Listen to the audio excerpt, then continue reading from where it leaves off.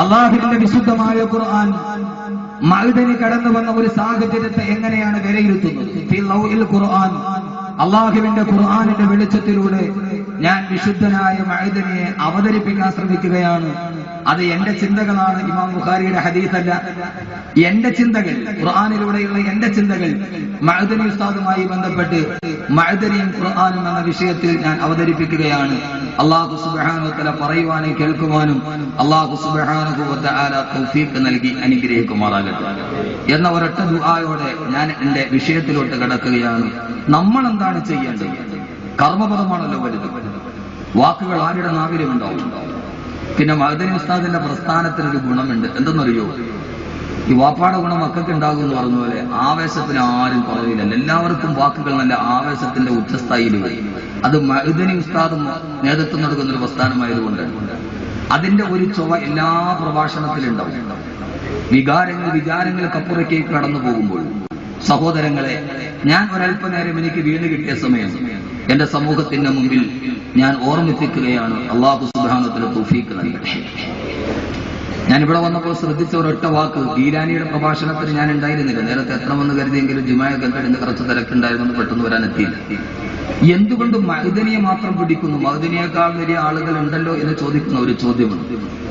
അതിന്റെ മറുപടി, മഅദനി ഉസ്താദി അടുത്ത സമയത്ത് തേജസ്സിലൊരു അഭിമുഖം കൊടുത്തു.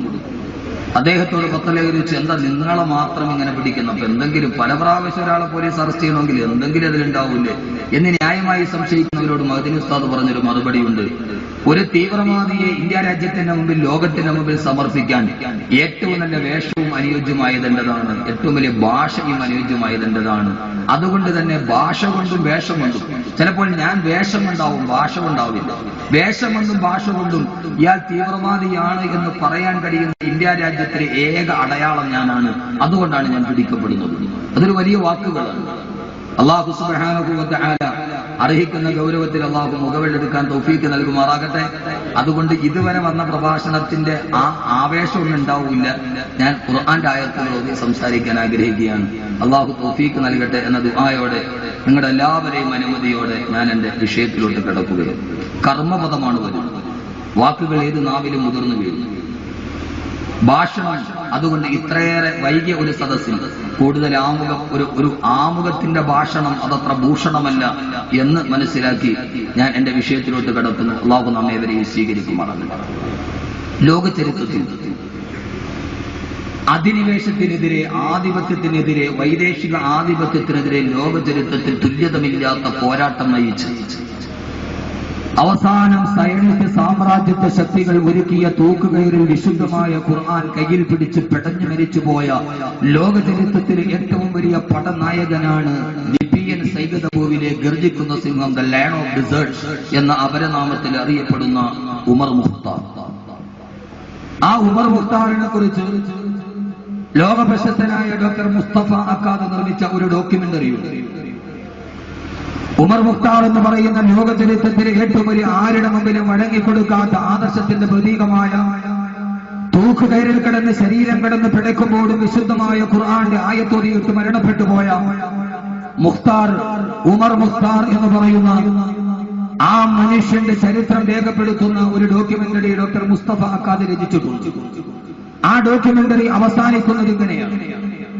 ഉമർ മുഖ്താറിനെ ബെനിറ്റോ മുസോളിനി എന്ന ഏകാധിപതിയുടെ, സർവാധിപതിയുടെ, സ്വച്ഛാധിപതിയുടെ പട്ടാളക്കാർ ബെനിറ്റോ മുസോളിനിയുടെ പട്ടാളക്കാർ ഉമർ മുഖ്താറിനെ തൂക്കിലേറ്റുമ്പോൾ തൂക്കിൽ കിടന്ന് പിടഞ്ഞ് ഉമർ മുഖ്താറിന്റെ അവസാനത്തെ ചലനം നിലക്കുന്നു. ആ അവസാനത്തെ ചലനം നിലക്ക് ഉമർ മുഖ്താർ തൂക്കുകയറിൽ കിടന്ന് പിടയുമ്പോൾ അദ്ദേഹത്തിന്റെ കണ്ണിൽ വെച്ചിരിക്കുന്ന കണ്ണട മെല്ലെ ഒന്ന് പിടച്ചിലിന്റെ ഇടയിൽ താഴോട്ട് ചെരിയുന്നു. ആ ഡോക്യുമെന്ററി അവസാനിക്കുന്നത് ഇങ്ങനെയാണ്. ആ ഡോക്യുമെന്ററിയുടെ ക്ലൈമാക്സ് ഇങ്ങനെയാണ്. പോരാട്ടത്തിന്റെ സമരവീര്യത്തിലൂടെ കടന്നുപോയ ഉമർ മുഖ്താർ അദ്ദേഹത്തിന്റെ ശരീരത്തിന്റെ അവസാനത്തെ ശ്വാസം നിലക്കുമ്പോൾ തങ്ങൾക്കെതിരെ നിന്നവനെ ഈ ലോകത്ത് അവസാനിപ്പിച്ചു എന്ന് ബെനിറ്റോ മുസോളിനിയുടെ പട്ടാളക്കാർ കരഘോഷങ്ങൾ മുഴക്കുമ്പോൾ ആ സമയത്ത് ഉമർ മുഖ്താറിന്റെ കണ്ണിൽ നിന്ന് ചാഞ്ഞു വീണ ഒരു കണ്ണട ആ കണ്ണട ഒരു കൊച്ചുകുട്ടി നടന്നു വന്ന് ആ കൊച്ചുകുട്ടി ഉമർ മുഖ്താറിന്റെ മൂക്കത്ത് ചാഞ്ഞിരിക്കുന്ന കണ്ണട കയ്യിലെടുത്തിട്ട് ആ കുട്ടി മുമ്പോട്ട് നടന്നു പോകുന്നു. അതോടെ ഡോക്യുമെന്ററി അവസാനിക്കുന്നു. മുസ്തഫ അക്കാദ് എന്ന് പറയുന്ന സംവിധായകൻ അതിലൂടെ പറഞ്ഞതൊരു വലിയ സന്ദേശമാണ്. മുസ്തഫ അക്കാദ് പറഞ്ഞു കൊടുത്ത ലോകത്തിന്റെ ചരിത്രം, ഉമർ മുഖ്താർ കരുമരത്തിൽ പിഴഞ്ഞു കിടിഞ്ഞ് തീർന്നു പോയാലും ആ ഉമർ മുഖ്താറിന്റെ മുഖത്ത് വെച്ചിരിക്കുന്ന സ്വാതന്ത്ര്യ സമര പോരാട്ടത്തിന് സാക്ഷ്യം വഹിച്ച 1000 തന്റെ ജനതകളുടെ ഏറ്റവും വലിയ അക്രമത്തെ കണ്ടുകൊണ്ട് മുസ്തഫ അക്കാദ് ആ ഉമർ മുഖ്താറിനെ കാണാൻ സഹായിച്ച കണ്ണട കയ്യിലെടുത്തുകൊണ്ടു പോകുന്ന ആ കൊച്ചുകുട്ടി പിന്നീട് ഒരു ഉമർ മുഖ്താറായി ലോകത്ത് ജന്മമെടുക്കും. ഉമർ മുഖ്താറിന്റെ തലമുറ അവസാനിക്കുന്നില്ല. ആ കണ്ണട എടുത്തുകൊണ്ടുപോയ കൊച്ചുകുട്ടി ഇനിയും വേണ്ട ഒരു 2ാം ഉമർ മുഖ്താറായി ഈ ലോകത്ത് ജന്മമെടുക്കുമ്പോൾ ആ ജന്മത്തിന്റെ ഏറ്റവും വലിയ സാഫല്യമാണ് ഉണ്ടാകുന്നത് എന്ന് പറയുമ്പോൾ എന്റെ ശബ്ദ ശ്രവിക്കാനന്റെ ഊർജ്ജസ്വരരായ എന്റെ പ്രിയപ്പെട്ട ചെറുപ്പക്കാരെ, ചരിത്രം അവസാനിക്കാനുള്ളതല്ല. ചരിത്രം അവസാനിക്കാനുള്ളതല്ല. ഉമർ മുഖ്താർ ഒരു മനുഷ്യനിൽ ഒതുങ്ങാനുള്ള ആളല്ല. ആ ഒരാൾ മരണപ്പെട്ടു പോയാലും ഒരാളെ ഈ ലോകത്ത് നിന്ന് തുടച്ചു മാറ്റിയാലും അദ്ദേഹത്തിന്റെ ചുവട് പിടിച്ച് അതുകൊണ്ടായിരുന്നവല്ലോ രാവിലെ സുബഹി നമസ്കാരത്തിന് വേണ്ടി പള്ളിയിൽ നിന്ന് ഇറങ്ങി വരുന്ന ലോകത്തിലെ ഏറ്റവും വലിയ നരനായാട്ടുകൾക്ക് സാക്ഷ്യം വഹിച്ചിരിക്കുന്ന അമേരിക്കയുടെ ജാരസന്താനമായി ഇസ്രയേലിന്റെ വിമാനവീര പീരങ്കികളുടെ മുന്നിൽ കല്ലും കവണയും ഉപയോഗിച്ചിട്ട് ഇന്തിഫാദയിലൂടെ ചെറുത്തു നിൽക്കുന്ന ലോക സമര ചരിത്രത്തിന്റെ അപൂർവമായ സാന്നിധ്യമായ ഫലസ്തീൻ മുജാഹിദുകൾക്ക് നേതൃത്വം കൊടുത്ത ഷെയ്ഖ് അഹമ്മദ് യാസീൻ എന്ന് പറയുന്ന വയോവൃദ്ധൻ സുബഹി നമസ്കാരം കഴിഞ്ഞ് യെരൂസലേമിലെ പള്ളിയിൽ നിന്ന് ഇറങ്ങി വരുമ്പോൾ ആ സമയത്ത് ഷെയ്ഖ് അഹമ്മദ് യാസീൻ എന്ന നേതാവിനെ കൊന്നൊടുക്കാൻ അമേരിക്കയുടെയും ഇസ്രയേലിന്റെയും ബോംബർ വിമാനങ്ങൾ തീതുപ്പുമ്പോൾ ബോംബർ വിമാനങ്ങളുടെ വെടിയുണ്ടകളേറ്റ് ഷെയ്ഖ് അഹമ്മദ് യാസീൻ എന്ന് പറയുന്ന ആ സമര ചരിത്രത്തിന്റെ വീരനായകൻ ജെറൂസലേമിലെ പള്ളിയുടെ പള്ളിമുറ്റത്ത് കിടന്ന് പിടഞ്ഞു മരിക്കുമ്പോൾ ഷെയ്ഖ് അഹമ്മദ് യാസീൻ എന്ന ധീര പോരാളി അവിടെ പിടഞ്ഞു വീടുമ്പോൾ അന്നത്തെ ദിവസം ഒരു അഹമ്മദ് യാസീൻ മരിക്കപ്പെട്ടാലും വധിക്കപ്പെട്ടാലും അന്ന് പലസ്തീനിൽ ജനിച്ച 1200 കുട്ടികൾക്ക് അന്നത്തെ ഉമ്മമാര് പേരിട്ടത് ഷെയ്ഖ് അഹമ്മദ് യാസീൻ എന്നായിരുന്നു. ഒരു അഹമ്മദ് യാസീൻ മരിക്കപ്പെട്ടപ്പോൾ, ഒരു അഹമ്മദ് യാസീൻ വധിക്കപ്പെട്ടപ്പോൾ അന്ന് 1200 കുട്ടികൾക്ക് അഹമ്മദ് യാസീൻ എന്ന് നാമകരണം ചെയ്യപ്പെട്ടുവെങ്കിൽ ആ കുട്ടി പിന്നീട് ചരിത്രത്തിൽ മറ്റൊരു അഹമ്മദ് യാസീൻ ആവില്ല എന്നാര് കണ്ടു? അതുകൊണ്ട് സഹോദരങ്ങളെ, ചരിത്രം അവസാനിക്കാനുള്ളതല്ല. ഉമർ മുഖ്താർ അവസാനിക്കാനുള്ളതല്ല. സലാഹുദ്ദീൻ അയ്യൂബി അവസാനിക്കാനുള്ളതല്ല. അബ്ദുൽ ഖാദിർ ജസായിരി അവസാനിക്കാനുള്ളതല്ല. ഹസനുൽ ഹുലൈബി അവസാനിക്കാനുള്ളതല്ല. ഉമർ തൽമസാനി അവസാനിക്കാനുള്ളതല്ല. ലോകത്തിന്റെ മുന്നിൽ അബ്ദുൽ നാസർ മഅ്ദനിയുടെ പോരാട്ടത്തിന്റെ ചരിത്രം അത് അവസാനിക്കാനുള്ളതല്ല.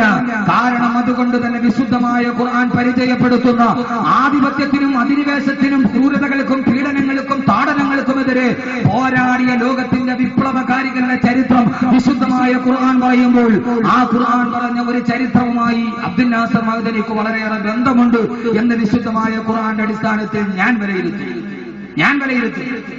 ഖുർആനിൽ പറഞ്ഞ ഒരു 2-3 ആയത്തുകൾ ലോകം കണ്ട ഏറ്റവും വലിയ ദൈക്ഷണികതയുടെ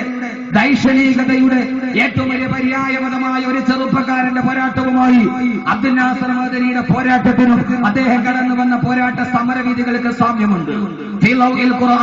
അള്ളാഹുവിന്റെ ഖുർആന്റെ വെളിച്ചത്തിൽ ഞാൻ ആ വിഷയത്തിലേക്ക് കടക്കുകയാണ്. ഖുർആനും മഅ്ദനിയും അള്ളാഹു മനസ്സിലാക്കാനുള്ള ബോധം നൽകി അനുഗ്രഹിക്കുമാറാകട്ടെ. അള്ളാഹു മനസ്സിലാക്കാനുള്ള ബോധം നൽകി അനുഗ്രഹിക്കട്ടെ. ബോധം എല്ലാവർക്കുമുണ്ട്, പക്ഷെ അതൊരു സ്വബോധമാവണം. ബോധമില്ലാത്തവരാണ്. അബ്ദുൽ നാസർ മഅ്ദനി അനുഭവിക്കുന്നത് നീതി നിർദ്ദേശമാണെന്ന് എല്ലാവർക്കും ബോധമുണ്ട്, പക്ഷെ അതൊരു സ്വബോധമല്ല. ആ ബോധം തന്നെ അവബോധ മനസ്സുമായി കൂട്ടിയിടിക്കുമ്പോൾ ആ ബോധത്തെ വിളിച്ചു പറഞ്ഞാൽ തന്റെ ഒരു ബോധം നഷ്ടപ്പെടുമോ എന്ന ഒരു സ്വബോധമില്ലായ്മയാണ് പലപ്പോഴും സത്യം വിളിച്ചു പറയാൻ ഏറ്റവും വലിയ പ്രശ്നമായി മാറുന്നത്. ഞാൻ കടന്നു വരുന്നത് അബ്ദുൽ നാസർ മഅ്ദനിയുടെ അൻവാർ ശരീയിൽ ഞാൻ പ്രസംഗിക്കുന്നത് ഖുർആനാണ് ഞാൻ പറയുക. ഞാൻ പീഡിപ്പിക്കാരനായതുകൊണ്ട് രാഷ്ട്രീയപരമായി ആശയപരമായി ചിലപ്പോൾ വൈജാത്യങ്ങളുണ്ടാവാം. പക്ഷേ ഞാൻ അബ്ദുൽ നാസർ മഅ്ദനിയെ വിശ്വസിക്കുന്നു നിരപരാധിയാണ്. കാരണം അഹമ്മദ് കബീർ ഇതേവരെ ജീവിതത്തിലെ ഏറ്റവും വലിയ സൗഭാഗ്യമായത് അള്ളാഹുവിന്റെ വിശുദ്ധമായ ഖുർആൻ മനഃപ്പാഠം ചെയ്യാൻ കഴിഞ്ഞിട്ടുണ്ടെങ്കിൽ ആ ഖുർആന്റെ സന്ദേശമാണ് ലോക ജനതയോട് പറയുന്നുവെങ്കിൽ ഞാൻ ഏറ്റവും ഇഷ്ടപ്പെടുന്ന ആ ഖുർആൻ കയ്യിൽ പിടിച്ചിട്ടാണ് അബ്ദുൽ നാസർ മഅ്ദനി ഞാൻ നിരപരാധിയാണ് എന്ന് ആവർത്തിച്ചു പറഞ്ഞതെങ്കിൽ ആ ഒരൊറ്റ വാക്ക് മാത്രം അനുസരിച്ചുകൊണ്ട് അത് വിശ്വസിച്ചുകൊണ്ട് 1000 വട്ടം ആരൊക്കെ പറഞ്ഞാലും അബ്ദുൽ നാസർ മഅ്ദനി നിരപരാധിയാണെന്ന് എന്റെ മനസ്സാക്ഷിയുടെ മനക്കോടതിയിൽ മനക്കുത്തിലാണ് 1000 വട്ടം ഉറപ്പിച്ചു ആവർത്തിച്ചുകൊണ്ടാണ് ഞാൻ പറയുന്നത്, ലോക ചരിത്രവുമായി അബ്ദുൽ നാസർ മഅ്ദനിക്ക് ബന്ധമുണ്ട്. കാരണം എന്തെന്നറിയോ? ഒരു മനുഷ്യൻ ഇവിടെ നിന്ന് പടിയിറങ്ങിപ്പോയി, വീൽ ചെയറിൽ ഇരുന്നു കൊണ്ട് കടന്നുപോയ അബ്ദുൽ സമദ് മാസ്റ്റർ. സഹോദരങ്ങളെ തിരിച്ചറിയണം, ഏകമകനായി യൂസുഫ് ഈജിപ്തിലെ ജയിലറയിൽ ആരുടെയൊക്കെയോ കുതന്ത്രങ്ങൾക്ക് വയറി കിടക്കുകയാണെന്ന് അറിഞ്ഞപ്പോൾ തന്റെ പ്രിയപ്പെട്ട മകൻ ജയിലറയിൽ കിടക്കുന്ന ചിന്ത ഓർത്തിട്ട് കണ്ണിന്റെ കാഴ്ചശക്തി നഷ്ടപ്പെട്ടു പോയി സ്വന്തം കുടിലിന്റെ ചാരത്തിരുന്നിട്ട്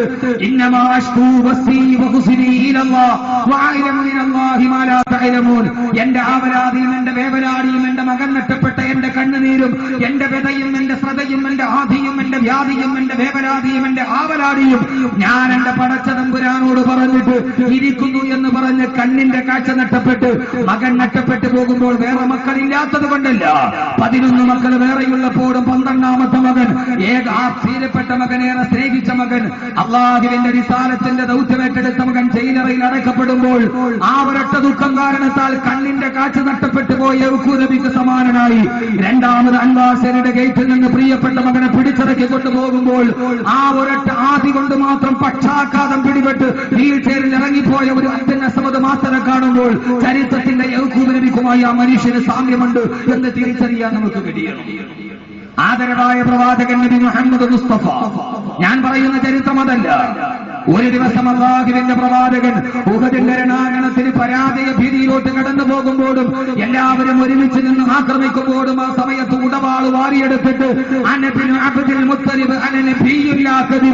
ഞാൻ കാപട്യമില്ലാത്ത പ്രവാചകനാണടാ എന്ന് പറഞ്ഞ് 100 കണക്കിന് ആളുകൾ എതിരാളികൾ തനിക്ക് നേരെ ഏറ്റവും വലിയ പ്രതിരോധത്തിന്റെ പത്മവ്യൂഹം തകർക്കുമ്പോ അതിന്റെ നടുവിൽ ക്ഷീണിതനാകാതെ ഒരു നിമിഷം പോലും സന്ധികൾക്ക് തയ്യാറാകാതെ ഊരിപ്പിടിച്ച വാളുമായി നിന്ന ലോകം കണ്ട ഏറ്റവും വലിയ ധീരനായ പ്രവാചകൻ നബി മുഹമ്മദ് മുസ്തഫ, അള്ളാഹുവിന്റെ പ്രവാചകൻ. പക്ഷേ മനസ്സ് തളർന്ന് കണ്ണുനീരൊലുക്കി അള്ളാഹുവിന്റെ റസൂൽ പാതിരാ സമയത്ത് പള്ളിയിൽ പോയിരുന്നത് ഒരൊറ്റ സമയത്ത് മാത്രമാണ്. എപ്പോഴെന്നറിയുമോ? ഉഹദിന് പരാജയം വന്നപ്പോഴല്ല, ഹംസ ഷഹീദായപ്പോഴല്ല, എല്ലാവരും നഷ്ടപ്പെട്ടു പോയപ്പോഴല്ല. തന്റെ ജീവിതത്തിന്റെ എല്ലാ പരീക്ഷണങ്ങളുടെ തിക്തമായ യാഥാർത്ഥ്യങ്ങളിൽ ഒരു ഊന്നുപടിയായി വലതുഭാഗത്ത് ചേർന്ന് തന്ന പ്രിയപ്പെട്ട ഭാര്യ ആയിഷ റളിയല്ലാഹു തആല അൻഹ അപവാദമേറ്റിട്ട് ആയിഷയുടെ പേരിൽ അപവാദമുണ്ടായി. ആ അപവാദം സഹിക്കാൻ കഴിയാതെ തന്റെ ഭാര്യയുടെ പേരിൽ ഒരു അപവാദമുണ്ടായപ്പോ അത് സഹിക്കാൻ കഴിയാതെ പള്ളിക്കുള്ളിൽ ഇരുന്നു കൊണ്ട് ഈത്തപ്പന മരത്തിന്റെ ഓലയിൽ നിന്ന് പൊട്ടിക്കരഞ്ഞ ആദരവായ പ്രവാചകൻ നബി മുഹമ്മദ് മുസ്തഫ അബ്ദുൽ നാസർ മഅ്ദനി എപ്പോഴെങ്കിലും തളരുന്നത് ഞാൻ എന്റെ കണ്ണുകൊണ്ട് കണ്ടിട്ടുണ്ടെങ്കിൽ തന്റെ പ്രിയപ്പെട്ട ഭാര്യ സുഫിയ മഅ്ദനിയെ കളമശ്ശേരി കേസിലെ അപവാദത്തിന് കുടുക്കി അറസ്റ്റ് ചെയ്യപ്പെടുമ്പോൾ മഅ്ദനിയുടെ നാവുകൾ പതറുന്നു എന്നെനിക്ക് തോന്നിപ്പോയിട്ടുണ്ട്. ഞാൻ ആ മനുഷ്യനുമായി ഈ റൂമിലിരുന്ന് ഒറ്റയ്ക്കിരുന്ന് സംസാരിച്ചിട്ടുണ്ട് ആ ഭാഗത്ത്. സഹോദരങ്ങളെ, ജീവിതത്തിന്റെ ചരിത്രവുമായി അതുകൊണ്ട് ഞാൻ പറയുന്നു, അബ്ദുൽ നാസർ മഅ്ദനിക്ക് ഒന്നും നഷ്ടപ്പെട്ടിട്ടില്ല. അബ്ദുൽ നാസർ മഅ്ദനി പ്രവാചകന്മാർ അനുഭവിച്ച തിക്തമായ യാഥാർത്ഥ്യങ്ങൾ അനുഭവിക്കുകയാണ്. അള്ളാഹു പാകപ്പെടുത്തുകയാണ് ഒരു മനുഷ്യനെ. ഞാൻ പറയുന്നു, അബ്ദുൽ നാസർ മഅ്ദനിക്ക് നഷ്ടമൊന്നും ഉണ്ടായിട്ടില്ല. എന്താ നഷ്ടമുണ്ടായിട്ടുള്ളത്? ഏത് നഷ്ടമാണ് അബ്ദുൽ നാസർ മഅ്ദനിക്ക് ഉണ്ടായിട്ടുള്ളത്? ഭൗതിക ലോകത്തിന്റെ നഷ്ടത്തിലാണ് നിങ്ങൾ പിടിച്ചു കിട്ടിയതെങ്കിൽ ഇൻഷാ അല്ലാഹ് പരലോകത്തിന്റെ തീരാ സൗഭാഗ്യത്തിലേക്ക് അദ്ദേഹം നടന്നു പോവുകയാണ് എന്നുള്ള ഏറ്റവും വലിയ യാഥാർത്ഥ്യം തിരിച്ചറിയാൻ ഈ ഖുർആനിന്റെ ആയത്തുകൾക്ക് നമുക്ക് കഴിയേണ്ടതുണ്ട്. അള്ളാഹു അങ്ങനെയാക്കി കൊടുക്കുമാറാകട്ടെ, അള്ളാഹു അങ്ങനെയാക്കി കൊടുക്കുമാറാകട്ടെ എന്ന ഒരൊറ്റ ആഗ്രഹത്തോടെ ഞാൻ എന്റെ വിഷയത്തിലോട്ട് കിടക്കുകയാണ്. മഅ്ദനിയെ ഖുർആനുമായി ബന്ധിച്ച ഒരു സാഹചര്യമുണ്ട്. ആ സാഹചര്യം അള്ളാഹുവിന്റെ വിശുദ്ധമായ ഖുർആനിന്റെ സൂറത്തുൽ ഖസസ് ആണ്. എപ്പോഴാണ് അബ്ദുൽ നാസർ മഅ്ദനി ചരിത്രത്തിൽ അറിയപ്പെടുന്നത്? അബ്ദുൽ നാസർ മഅ്ദനി എപ്പോഴാണ് അറിയപ്പെടുന്നത്? സഹോദരങ്ങളെ, ഈ ലോകത്തിന്റെ മുന്നിൽ ഈ ലോകം ഒരു വല്ലാത്ത അവസ്ഥയിലാണ്.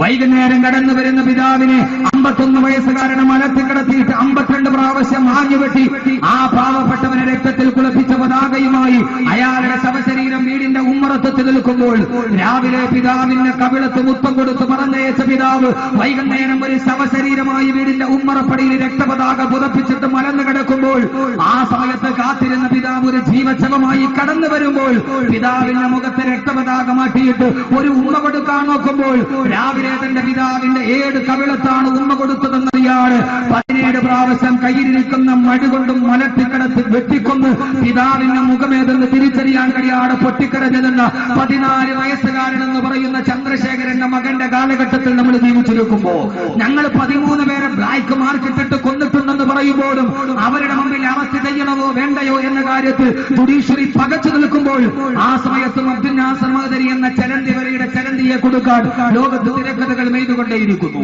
ജുഡീഷ്യറിയുടെ ഇരട്ട മുഖങ്ങൾ നമ്മൾ കണ്ടുകൊണ്ടേയിരിക്കുന്നു. ലോകത്തിന്റെ മുമ്പിൽ പിശാചുകൾ പാർക്കുന്ന വേതാള നഗരം പോലെ ചന്ദ്രശേഖരൻ വധിക്കപ്പെട്ടു.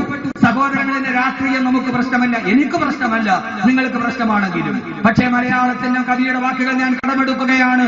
കൊന്നതാരെന്നറിയില്ല, കൊല്ലിച്ചതാരെന്നറിയില്ല, പക്ഷെ ഒരു കാര്യം എനിക്കറിയാം, കൊല്ലപ്പെട്ടവൻ ഒരു മനുഷ്യനായിരുന്നു. കൊന്നതാരെന്നറിയില്ല, കൊല്ലിച്ചതാരെന്നറിയില്ല, പക്ഷേ കൊല്ലപ്പെട്ടവൻ ഒരു മനുഷ്യനായിരുന്നു. മനുഷ്യന്റെ ജീവിതം ഏറ്റവും പവിത്രമാണ്.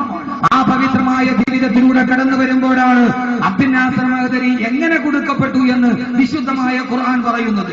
ഇത് ഗീലാനിയുടെ വാക്കുകളല്ല, ഇത് ഭാസുരേന്ദ്ര ബാബുവിന്റെ വാക്കുകളല്ല, ഈ വാക്കുകൾ ഡോക്ടർ സെബാസ്റ്റ്യൻ പോളിന്റേതല്ല, ഈ വാക്കുകൾ നീലലോഹിതദാസൻ നാടാറുടേതല്ല, ഈ വാക്കുകൾ കേരളത്തിന്റെ സാംസ്കാരിക നായകന്മാരുടേതല്ല, ഈ വാക്കുകൾ പടച്ച ലോകത്തിന്റെ പരിശുദ്ധമായ തമ്പുരാൻ, വിശുദ്ധമായ അല്ലാഹുവിൽ നിന്ന്, വിശുദ്ധ ലോകത്ത് നിന്ന് വിശുദ്ധനായ മാലാഖയ ജിബ്രീലിലൂടെ വിശുദ്ധനായ പ്രവാചകന് വിശുദ്ധ ഭൂമിയിൽ വിശുദ്ധമായി അവതരിപ്പിക്കപ്പെട്ട വിശുദ്ധവാക്യത്തിന്റെ വിശുദ്ധ വേദം.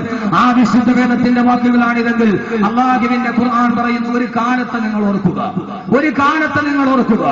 ആ കാലഘട്ടത്തിൽ അല്ലാഹു സുബ്ഹാനഹു വ തആല ഒരു മനുഷ്യനെ പരിചയപ്പെടുത്തുകയാണ്. ആ മനുഷ്യനാരെന്നറിയുമോ? ലോക ചരിത്രത്തിൽ അഹങ്കാരത്തിന്റെ പ്രതീകമായി മാറിയ, ചരിത്രത്തിന്റെ തുല്യതയില്ലാതെ അഹങ്കാരത്തിന്റെ ഗർവപർവ്വതത്തിലോട്ട് കടന്നുപോയ ഏറ്റവും വലിയ അഹങ്കാരിയായ മനുഷ്യൻ. ആരായിരുന്നു അയാൾ? അല്ലാഹുവിന്റെ വിശുദ്ധമായ ഖുർആൻ സൂറത്തുൽ ഖസസ് ആണ് പറയുന്നത്. ആകെ 1 മണിക്കൂറാണ് എനിക്ക് പരമാവധി കിട്ടുക. അതുകൊണ്ട് ഖുർആനും മഅ്ദനിയും എന്ന വിഷയത്തിലേക്ക് ഞാൻ കടക്കാൻ. ഇത് ബുഖാരി പറഞ്ഞ ഹദീസല്ല. ഇത് മഅ്ദനിയെ കുറിച്ച് ബുഖാരി പറഞ്ഞിട്ടുണ്ടോ? ഇത് ഖുർആനും മഅ്ദനിയെ കുറിച്ച് ആയത്തിറങ്ങിയിട്ടൊന്നും ചോദിക്കരുത്. കാരണം ചരിത്രം അവസാനിക്കാനുള്ളതല്ല. പക്ഷെ അവിടെ നമ്മൾ ആരാവണം എന്നുകൂടി ഖുർആൻ പറയുന്നുണ്ട്. അതുകൂടി പറഞ്ഞാൽ നമുക്ക് അവസാനിപ്പിക്കാം. അല്ലാഹു തൗഫീഖ് നൽകട്ടെ. ഒന്നാം മെമ്പറി മനുഷ്യന്മാർ 4 മണിക്ക് തുടങ്ങിയ ഒരു സദസ്സ് ഏതാണ്ട് 9:30 മണി 5.5 മണിക്കൂർ ഇരിക്കുന്ന ഒരാള് ആമീൻ പറഞ്ഞില്ലെങ്കിൽ അതിന്റെ അർത്ഥം എന്താണെന്നറിയോ? ഒന്നുകിൽ ഇത് നിൽക്കണമെന്നുള്ള ആഗ്രഹം. ആമീൻ പല സമയത്ത് പറയേണ്ടി വരും. ചില ആളുകൾ ദുആ ചെയ്യാൻ വേണ്ടി തുടങ്ങിയാൽ ആ ദുആ നിൽക്കാൻ വേണ്ടി നമ്മൾ ദുആ ചെയ്യേണ്ടി വരും. പടച്ചവൻ ഇതൊന്ന് കഴിഞ്ഞിരുന്നെങ്കിൽ ഒന്ന് കൈയടിച്ചിട്ട് പോകാൻ പറ്റുമല്ലോ. പക്ഷെ മാത്തൂർ ഉസ്താദ് അങ്ങനെയല്ല, ഏറ്റവും കബൂലിയത്തുള്ള ദുആയാണ്. എനിക്ക് അനുഭവമുണ്ട്. ചില ആളുകൾ ദുആ ചെയ്യണമെങ്കിൽ നമ്മൾ അവിടെ ആമീൻ പിടിക്കുന്ന ദുആ ചെയ്യും. പടച്ചവനെ തീർക്കാൻ വേണ്ടി ദുആ ചെയ്യണം. അല്ലാഹു സുബ്ഹാനഹു വ തആല അതുകൊണ്ട് ഞാൻ അങ്ങോട്ട് വല്ലാതെ അങ്ങോട്ട് തുടങ്ങിപ്പോയ സമയം അങ്ങോട്ട് നീണ്ടുപോകും. അതുകൊണ്ട് ഇൻഷാ അല്ലാഹ് 10:30 ആകുമ്പോൾ മാത്തൂർ ഉസ്താദി സദസ്സിൽ 10:30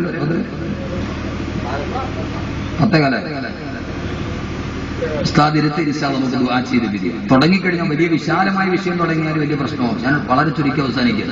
തുടങ്ങാൻ എളുപ്പമാണ്, പക്ഷെ നിർത്താൻ വലിയ പാടാണ്. ചില ചെറുപ്പക്കാർ വന്നിട്ട് ഒരു ഉസ്താദെ കല്യാണം നോക്കിയിട്ട് നടക്കണില്ല, ഒന്ന് എന്തെങ്കിലും ഒരു മന്ത്രം പറയാം. അപ്പൊ നമ്മളൊക്കെ പറഞ്ഞു കൊടുക്കും, നീ ഒരു 3 യാസീൻ ഓതി. സയ്യിദ് സലമി റളിയല്ലാഹു അൻഹു 3 യാസീൻ ഓതി കെട്ടാൻ പറ്റും. അവൻ 3 യാസീൻ ഓതി 31-ാം ദിവസം കല്യാണം നടക്കും. കുറെ കാലം കഴിഞ്ഞിട്ട് പിന്നീട് അവൻ ഒരു ഉസ്താദ് ഇതൊന്ന് ഒഴിവാക്കാൻ എന്തോ ഓർമ്മ, അപ്പൊ ഖത്ത് ഓതേണ്ടി വരും. ഇത് കെട്ടാൻ യാസീൻ ഓതിയാൽ മതി, പക്ഷെ ഇത് ഒഴിവാക്കണേ പിന്നെ 3 ഖത്ത് ഇത് ഓതേണ്ടി വരും. അപ്പൊ അതുകൊണ്ട് തുടങ്ങാനായിട്ട് തുടങ്ങിക്കഴിഞ്ഞാൽ പോകും. അല്ലാഹുവിന്റെ ഖുർആൻ സൂറത്തുൽ ഖസസ്. ഞാൻ ഈ ആയത്ത് അതിന്റെ പശ്ചാത്തലം പറയും. നിങ്ങളുടെ മനസ്സിൽ കഥാപാത്രം മാറണം മഅ്ദനിയായിരിക്കും. മഅ്ദനി മഅ്ദനി ഉസ്താദ് കടന്നു വന്ന ഒരു സാഹചര്യത്തിനും അദ്ദേഹത്തിനുണ്ടായ അവസ്ഥയ്ക്കും ഈ ഒരു ബന്ധമുണ്ടോ എന്ന് നിങ്ങളൊന്ന് പരിശോധിക്കുക. ഇത് ഖുർആന്റെ വാക്കാണ്, പടച്ചതമ്പുരാന്റെ വാക്കാണ്. അള്ളാഹു മനസ്സിലാക്കാനുള്ള ബോധം നൽകട്ടെ. അല്ലാഹുവിന്റെ ഖുർആൻ ഒരു കഥാപാത്രത്തെ പറയുന്നു. ആ കഥാപാത്രം ആരുമാവാം.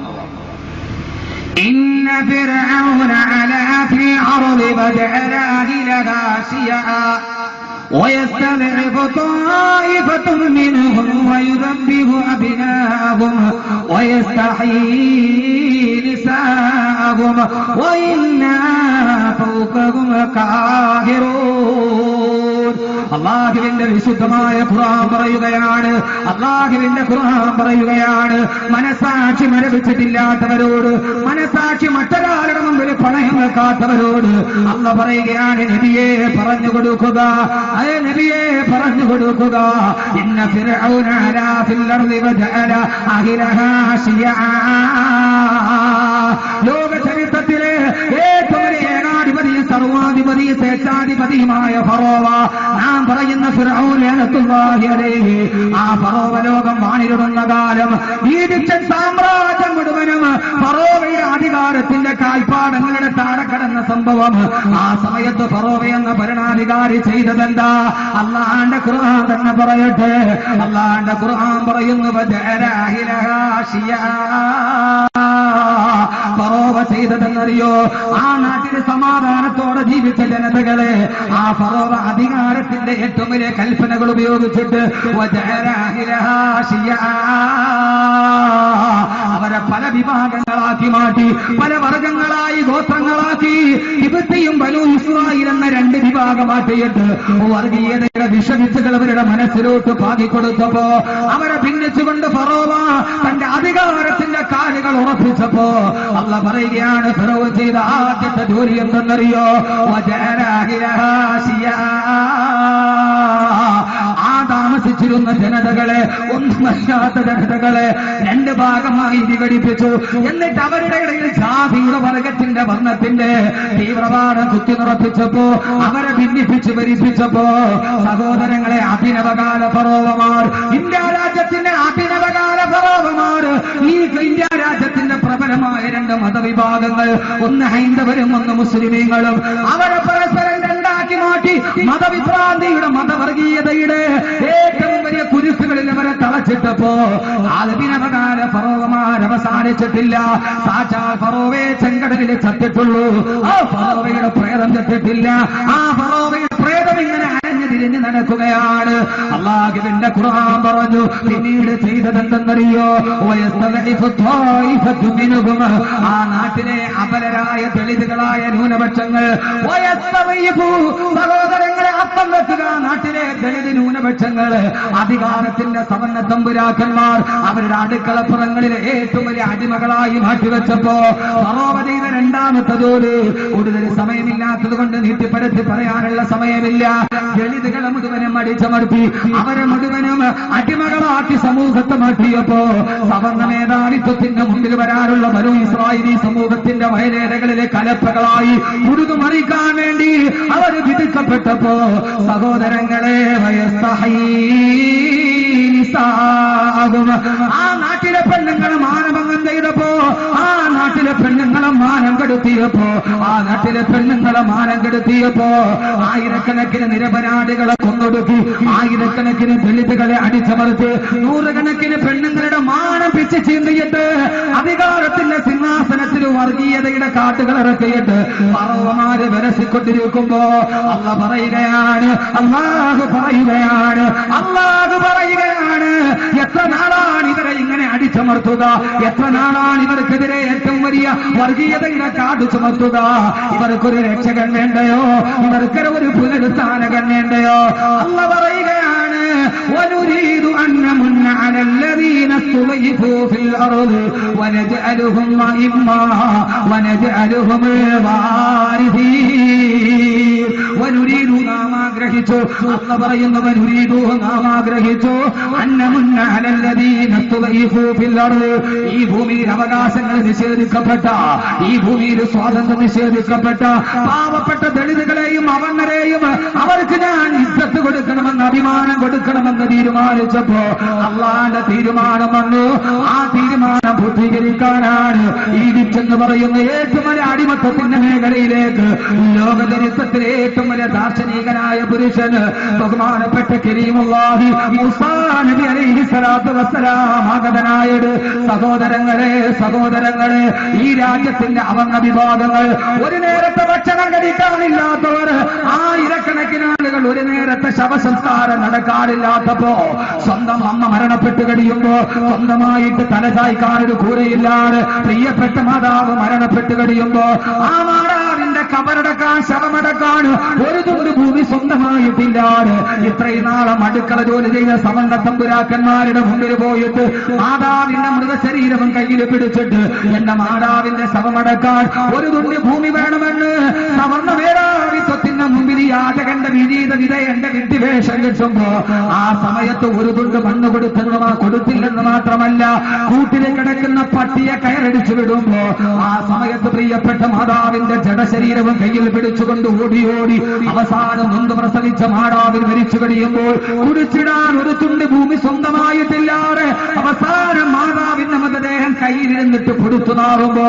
ഒന്നിനും കഴിയാതെ കണ്ണുകല്ലാത്ത കണ്ണുനീര് സാക്ഷി വെച്ച് ആ മാതാവിന്റെ ശരീരത്തിൽ ബലമുള്ള കല്ല് കെട്ടിവെച്ചിട്ട് മാതാവിന്റെ മൃതശരീരം വേമ്പനാട്ടുകായലിലേക്ക് വലിച്ചെറിഞ്ഞ് കല്ലിന് കെട്ടിയ മാതാവിന്റെ മൃതശരീരം അടക്കാൻ ഒരു തുണ്ട് ഭൂമിയില്ലാതെ വേമ്പനാട്ടുകായലിലോട്ട് വലിച്ചെറിഞ്ഞിട്ട് പൊട്ടിക്കരഞ്ഞുകൊണ്ട് പാട്ടുപാടിയ എനിക്കുന്നൊരു പിടി മണ്ണ് വേണം, എന്റെ അമ്മയ്ക്കൊരു പട്ടണ തീർക്കുവാൻ, എനിക്കുന്നൊരു പിടി പൂ വേണം, എന്റെ അമ്മയ്ക്കൊരു അഞ്ജലി തീർക്കുവാനെന്ന് പാടിയ കല്ലറ സുകുമാരനെ പോലെയുള്ള ആയിരക്കണക്കിന് അടക്കതന്മാര് പാടുപെട്ടപ്പോ അവിടേക്ക് കടന്നു വന്ന മൂസയെ പോലെ ഈ മലയാള ഭൂമിയിലോട്ട് കടന്നു വന്ന് പാടില്ല, ഇവരെ അടിച്ചമർത്താൻ പാടില്ല. പകൽപൂരിലെയും മീററ്റിലെയും ഭീവണ്ടിയിലെയും കാശ്മീരിലെ പെണ്ണുങ്ങളെ മാനവങ്ങൾ ചെയ്യപ്പെടാൻ പാടില്ല. ഇവിടെ വർഗീയതയുടെ ആലോചനകൾ ഉണ്ടാവാൻ പാടില്ലെന്ന് വമൻ അഹ്സനു ഖൗലൻ മിമ്മൻ ദആ ഇലല്ലാഹ് വഅമില സാലിഹൻ വകാന ഇന്നനീ മിനൽ മുസ്ലിമീൻ. പാടില്ല എന്ന് പറയുന്ന അരുതേ എന്ന ശബ്ദവുമായി കടന്നു വന്നു ഈജിപ്തിലേക്ക് കടന്നു വന്ന മൂസാ നബിയെ പോലെ ബഹുമാനായ അബ്ദുൽ നാസർ മഅദനി പാടില്ല. ഈ മർദ്ദനങ്ങൾക്കൊരു അവസാനമുണ്ടാവണം. അതിനു വേണ്ടിയാണല്ലോ മൂസ വന്നത്. അബൂജഹലിന്റെ പ്രേതം ചെത്തിട്ടില്ല. പക്ഷെ അത് എവിടെയാണെന്ന് ചോദിച്ചാൽ നമ്മൾ അന്വേഷിക്കേണ്ടി വരും. അതുകൊണ്ട് ആ കാലഘട്ടത്തെ ഖുർആനുമായിട്ട് ബന്ധപ്പെടുക. ഇവിടെ ഒരു വലിയ സംഭവം ഖുർആൻ പറയുന്നു.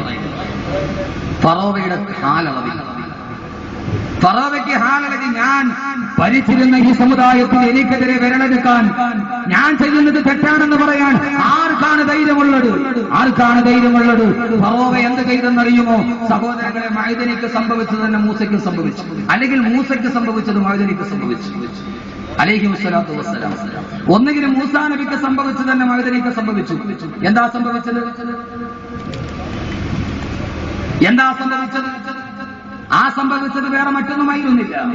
എന്താണ് സംഭവമെന്ന് ചോദിച്ചാൽ, തന്റെ അധികാരത്തിനെതിരെ, താൻ കൂട്ടുകൂട്ടിയ സാമ്രാജ്യത്വത്തിനെതിരെ ആദ്യമായൊരു മനുഷ്യൻ നടന്നു വരികയും ആ മനുഷ്യൻ തന്റെ നാട്ടിലെ മുഴുവൻ ആളുകളെയും സംഘടിപ്പിക്കുകയും ചെയ്തപ്പോൾ ആ സമയത്താണ് ബഹുമാനപ്പെട്ട കരീമുല്ലാഹി മൂസാ നബി അലൈഹി സ്വലാത്തു വസ്സലാമിനോട് ഫറോവ പറഞ്ഞത്, ഫറോവയുടെ കൊട്ടാരത്തിലേക്ക് പോയി. ചരിത്രം ഞാൻ ആവർത്തിക്കുന്നില്ല.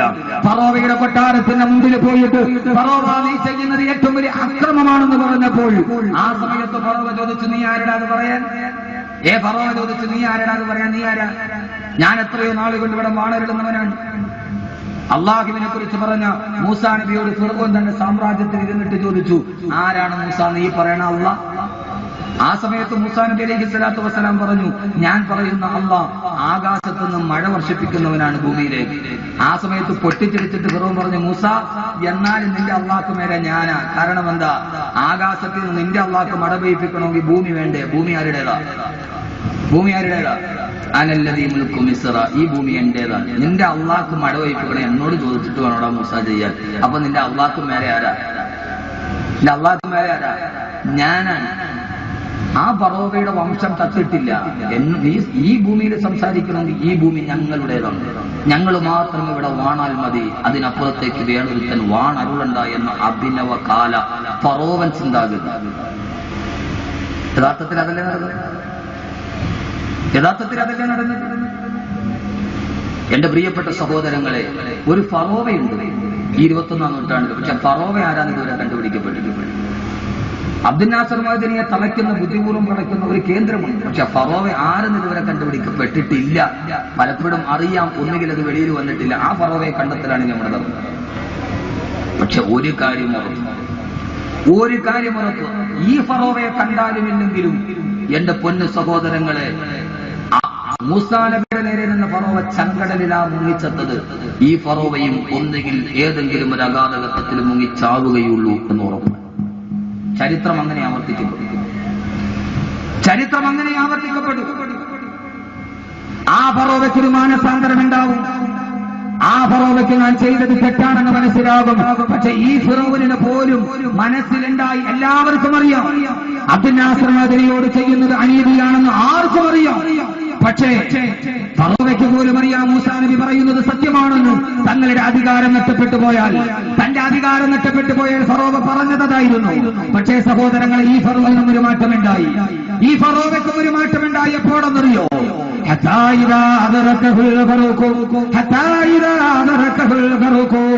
അവസാനം ചെങ്കടലിൽ കിടന്നിട്ട് മുങ്ങിച്ചാടുമ്പോ ചെങ്കടലിലെ ഉപ്പുവെള്ളം തന്റെ അണ്ണാക്കിലോട്ട് കുത്തിയിറങ്ങുമ്പോ ആ സമയത്ത് ഈ ഫിറൗൻ പോലും പറഞ്ഞു പോയി, ആമന്തു ലാ ഇലാഹ ഇല്ലല്ലദീ ആമനതു ബിഹി ബനൂ ഇസ്രായീൽ. ചെങ്കടലിന്റെ തിരമാലകളിൽ മുങ്ങിച്ചാടുമ്പോ ആ സമയത്ത് ഫിറൗൻ പറഞ്ഞു പോയി, അല്ലാഹുവേ അല്ലാഹുവേ, ബനൂ ഇസ്രായീൽ പറഞ്ഞ അല്ലാഹുവിനെ ഞാൻ വിശ്വസിക്കുന്നുവെന്ന്. അബ്ദുൽ നാസർ മദനിക്ക് തടവറപ്പെട്ടവരാരാണെങ്കിലും ആരുടെയൊക്കെ ഗൂഢതന്ത്രങ്ങളാണെങ്കിലും വല്ലാഹി പടച്ചതമ്പുരാനെ തന്നെയാണ് സത്യം.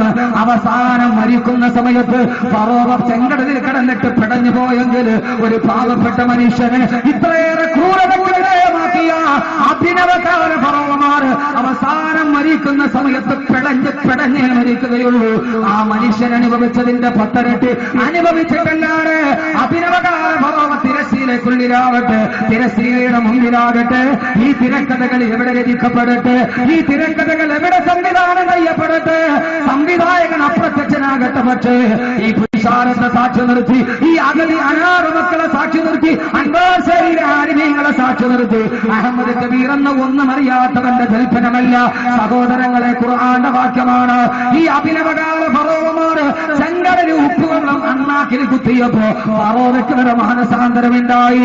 ഇൻഷാ അല്ലാഹ് പറയും, മരണക്കിടക്കയിൽ പരങ്കട്ടിൽ കിടന്നിട്ട് പുഴുവിനെ പോലെ പിടയുമ്പോ ആ സമയത്ത് കൈകാലിത്തടിച്ചിട്ട് പറയും, ഒരു നിരപരാധിയായ മനുഷ്യന് ഞങ്ങൾ ചെയ്തൊരുക്കിയ ക്രൂരതയുടെ പ്രതിഫലമാണിതെന്ന്. ഒരു പാവപ്പെട്ട ഭാര്യയുടെ ആരും അറിയാതെ 10-12 വർഷം ഭർത്താവിനെ അറിയാതെ ജയിലറക്കൊണ്ടിരിക്കുന്ന ഭർത്താവിനെ ഓർത്ത് ഒരു പാവപ്പെട്ട ഭാര്യയുടെ കണ്ണുനീരിന്റെ ഫലമാണിതെന്ന്. ഇറങ്ങിപ്പോകുമ്പോൾ വലത്തേക്കവളിൽ കെട്ടിപ്പിടിച്ചു മുത്തം കൊടുത്ത ഒരു പൊന്നുമോന്റെ കണ്ണുനീരിന്റെ പ്രതിഫലമാണിതെന്ന്. ഈ തിരക്കഥയുടെ പിന്നിൽ ആരുമാകട്ടെ സൂറത്തുൽ ഖസസാണ് പറയുന്നത്, വല്ലാഹി എന്നെയും നിങ്ങളെയും ഈ പച്ച മണ്ണിൽ നിന്ന് പടച്ചെടുത്ത പടച്ചതമ്പുരാനെ തന്നെയാണ് സത്യം. ദുനിയാവിന്റെ കോടതിയിൽ അവർ ശിക്ഷിക്കപ്പെടില്ലായിരിക്കാം, ഇവിടുത്തെ അണിയറയിൽ അവർ വെളിയിൽ വരില്ലായിരിക്കാം. പക്ഷേ മരണത്തെ സൂക്ഷിച്ചുകൊള്ളുക, അവസാനം പടഞ്ഞു മരിക്കേണ്ടി വരുമെന്ന് അല്ലാഹുവിന്റെ വിശുദ്ധ ഖുർആൻ. സഹോദരങ്ങളെ, ഒരു കാര്യം ഓർക്കുക, ചരിത്രത്തിന്റെ ദൗത്യമേറ്റെടുക്കുക. സത്യം പറഞ്ഞപ്പോൾ, സത്യം വിളിച്ചു പറഞ്ഞപ്പോൾ, ഇത് അസത്യമാണെന്ന് ആളുകൾ പറഞ്ഞപ്പോ ആ സമയത്താണ് ഫറവോ പറഞ്ഞത്, മൂസയെ ഇങ്ങനെ വിട്ടാല് പറ്റില്ല, മൂസയെ വെറുതെ വിട്ടാല് പറ്റില്ല, മൂസയെ വെറുതെ വിട്ടാല് പറ്റില്ല. ഫറോവയുടെ വലതുഭാഗത്ത് ആ വലതുഭാഗത്ത് ഒരു കിങ്കരൻ ഉണ്ടായിരുന്നു. ആ കിങ്കരനോടാണ് ഫറോവ പറഞ്ഞത്, ആ കിങ്കരനോടാണ് ഫറോവ പറഞ്ഞത്. അല്ലാഹുവിന്റെ ഖുർആൻ തന്നെ പറയട്ടെ, വഖാല ഫിർഔനു യാ ഹാമാനു ഇബ്നി ലീ സർഹാ ലഅല്ലി അബ്ലുൽ അസ്ബാബ്. അൻവാർ ശരീഫുമായിട്ട് ഈ ആയത്തിന് ബന്ധമുണ്ട്.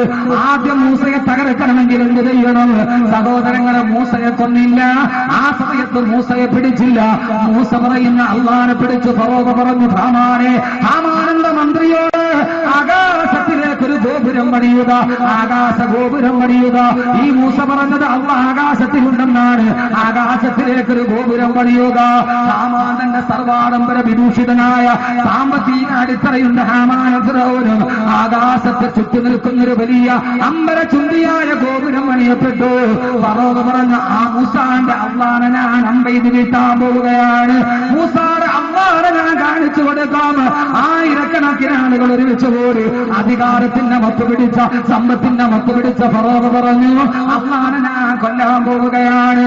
നൂറുകണക്കിന് ആളുകൾ പാരാവാരം പോലെ പരന്നു കിടക്കുന്ന പരശതം പരിവാരങ്ങളുടെ നടുവ് സർവാനംബര വിഭൂഷിതനായി വില്ലും കുലച്ചുകൊണ്ട് ഫറോവ കയറി ആകാശത്തിന്റെ മുകളിലുള്ള ഗോപുരത്തിലേക്ക്. ആ ഗോപുരത്തിന്റെ ഉച്ചസ്ഥായിലെത്തി ആകാശത്തിന്റെ തമ്പുരാന് നേരെ അസ്ത്രം പ്രയോഗിച്ചു. സാക്ഷാൽ ഫറോവ. സഹോദരങ്ങളെ, ആയിരക്കണക്കിന് ആളുകൾ നോക്കി നിൽക്കുമ്പോ ഫറോവയുടെ അസ്ത്രം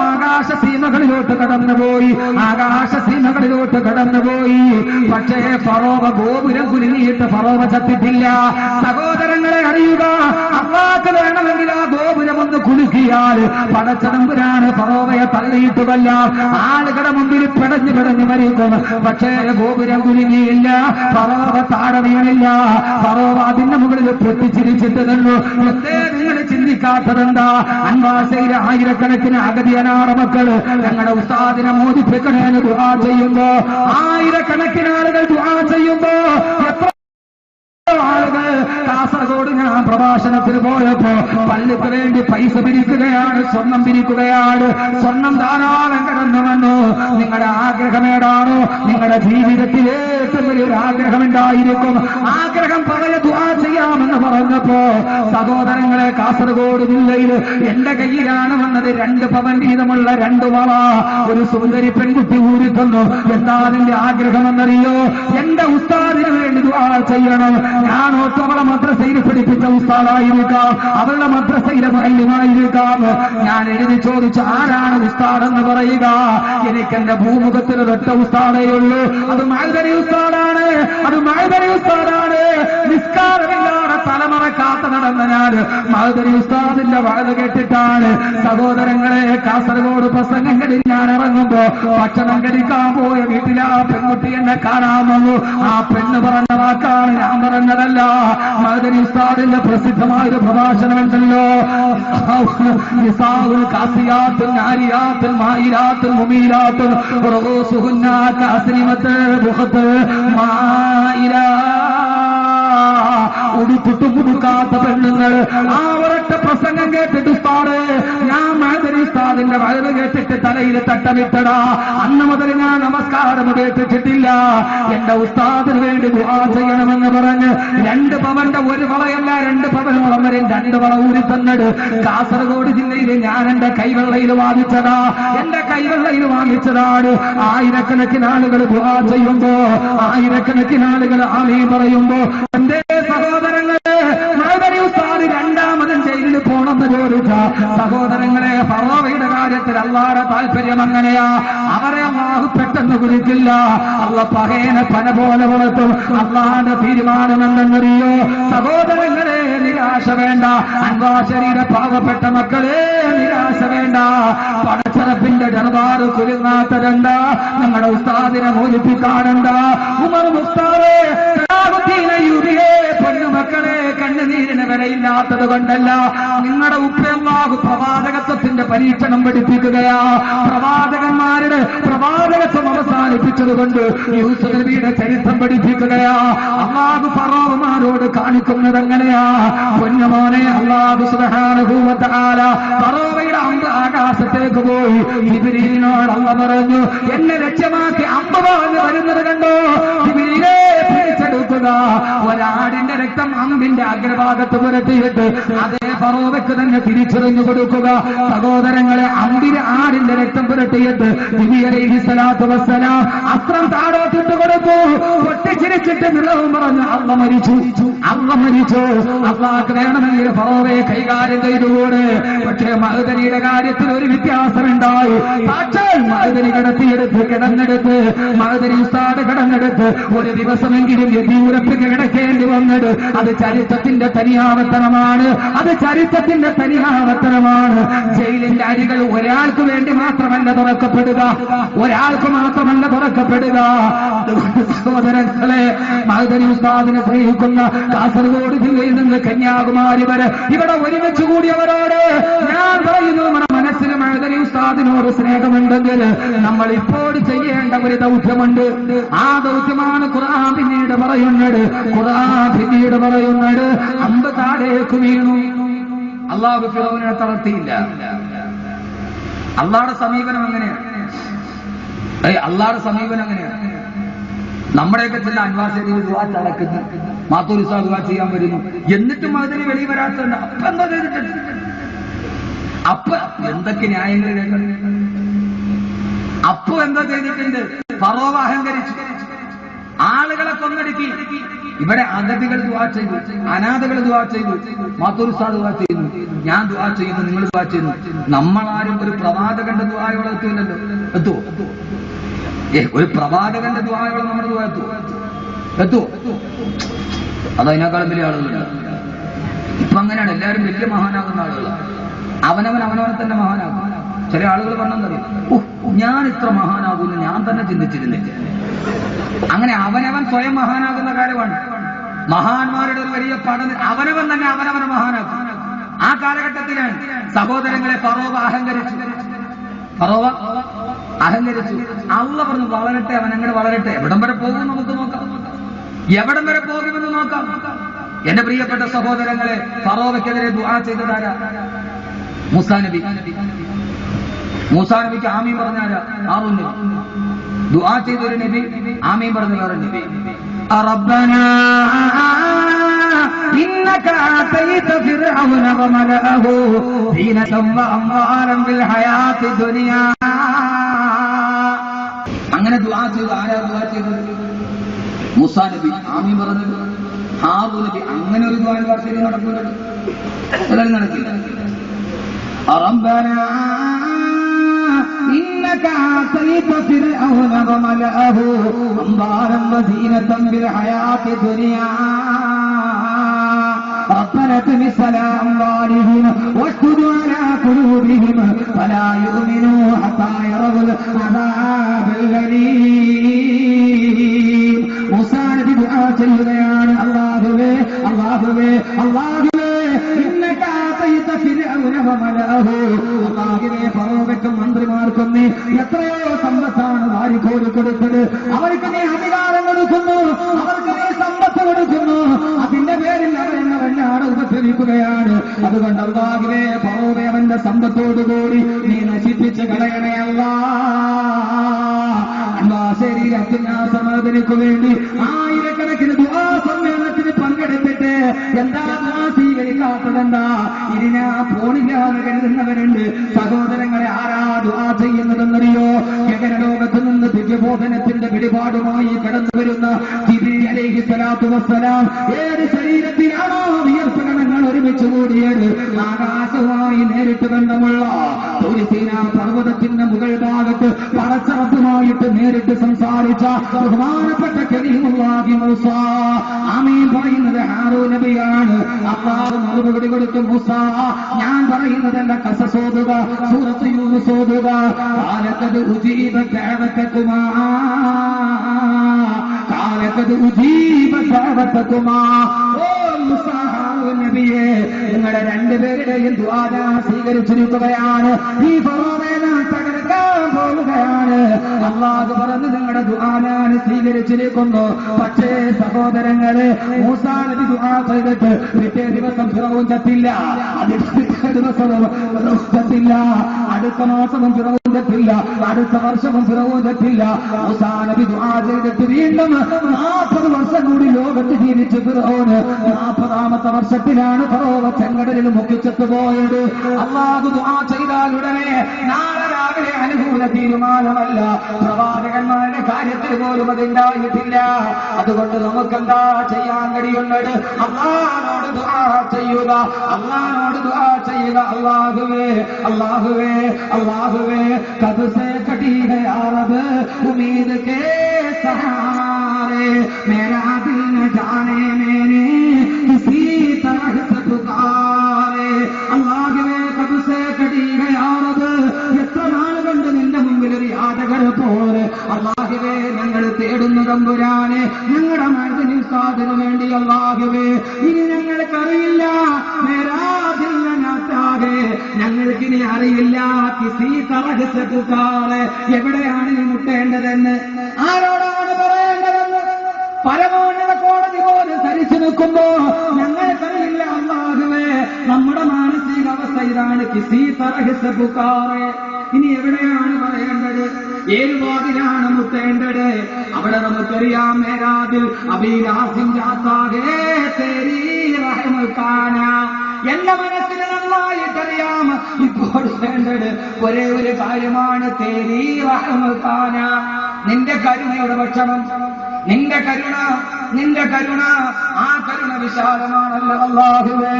ആ കരുണയിൽ നിന്ന് ഞങ്ങളെ നിരാശരായിട്ടില്ല അല്ലാഹുവേ. ഇബ്ലീസിന് പോലും കരുണ കൊടുത്ത തമ്പുരാനെ, ഇബ്ലീസിന് പോലും അല്ലാഹു കരുണ കാണിച്ചിട്ടുണ്ട്. അള്ളാന്റെ കാരുണ്യം എന്താണ്? ശൈത്താനോട് പോലും അള്ള കാരുണ്യം കാണിച്ചിട്ടില്ലേ? ശൈത്താൻ പറഞ്ഞു അല്ലാഹുവിനോട്, അല്ലാഹുവേ, നിന്റെ മനുഷ്യര് ഭൂമിയിൽ വന്നാൽ ലാതൂതന്നലകും സിറാത്തക്കൽ മുസ്തഖീം, നിന്റെ അടിമകളെ ഞാൻ പിഴപ്പിക്കും അല്ലാഹുവേ. അള്ള പറഞ്ഞു നീ പിഴപ്പിച്ചോ.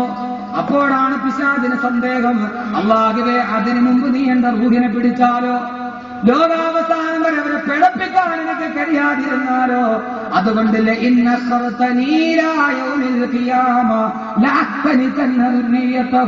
അല്ലാഹുവേ, ഖിയാമത്ത് നാൾ വരെ എന്റെ ആയുസ്സിനെ നീ നീട്ടി തന്നാൽ അല്ലാഹുവേ എത്രയോ നല്ലതായിരുന്നെന്ന് പറഞ്ഞപ്പോ അല്ലാഹ് പിശാചിനോട് പറഞ്ഞതെന്താ?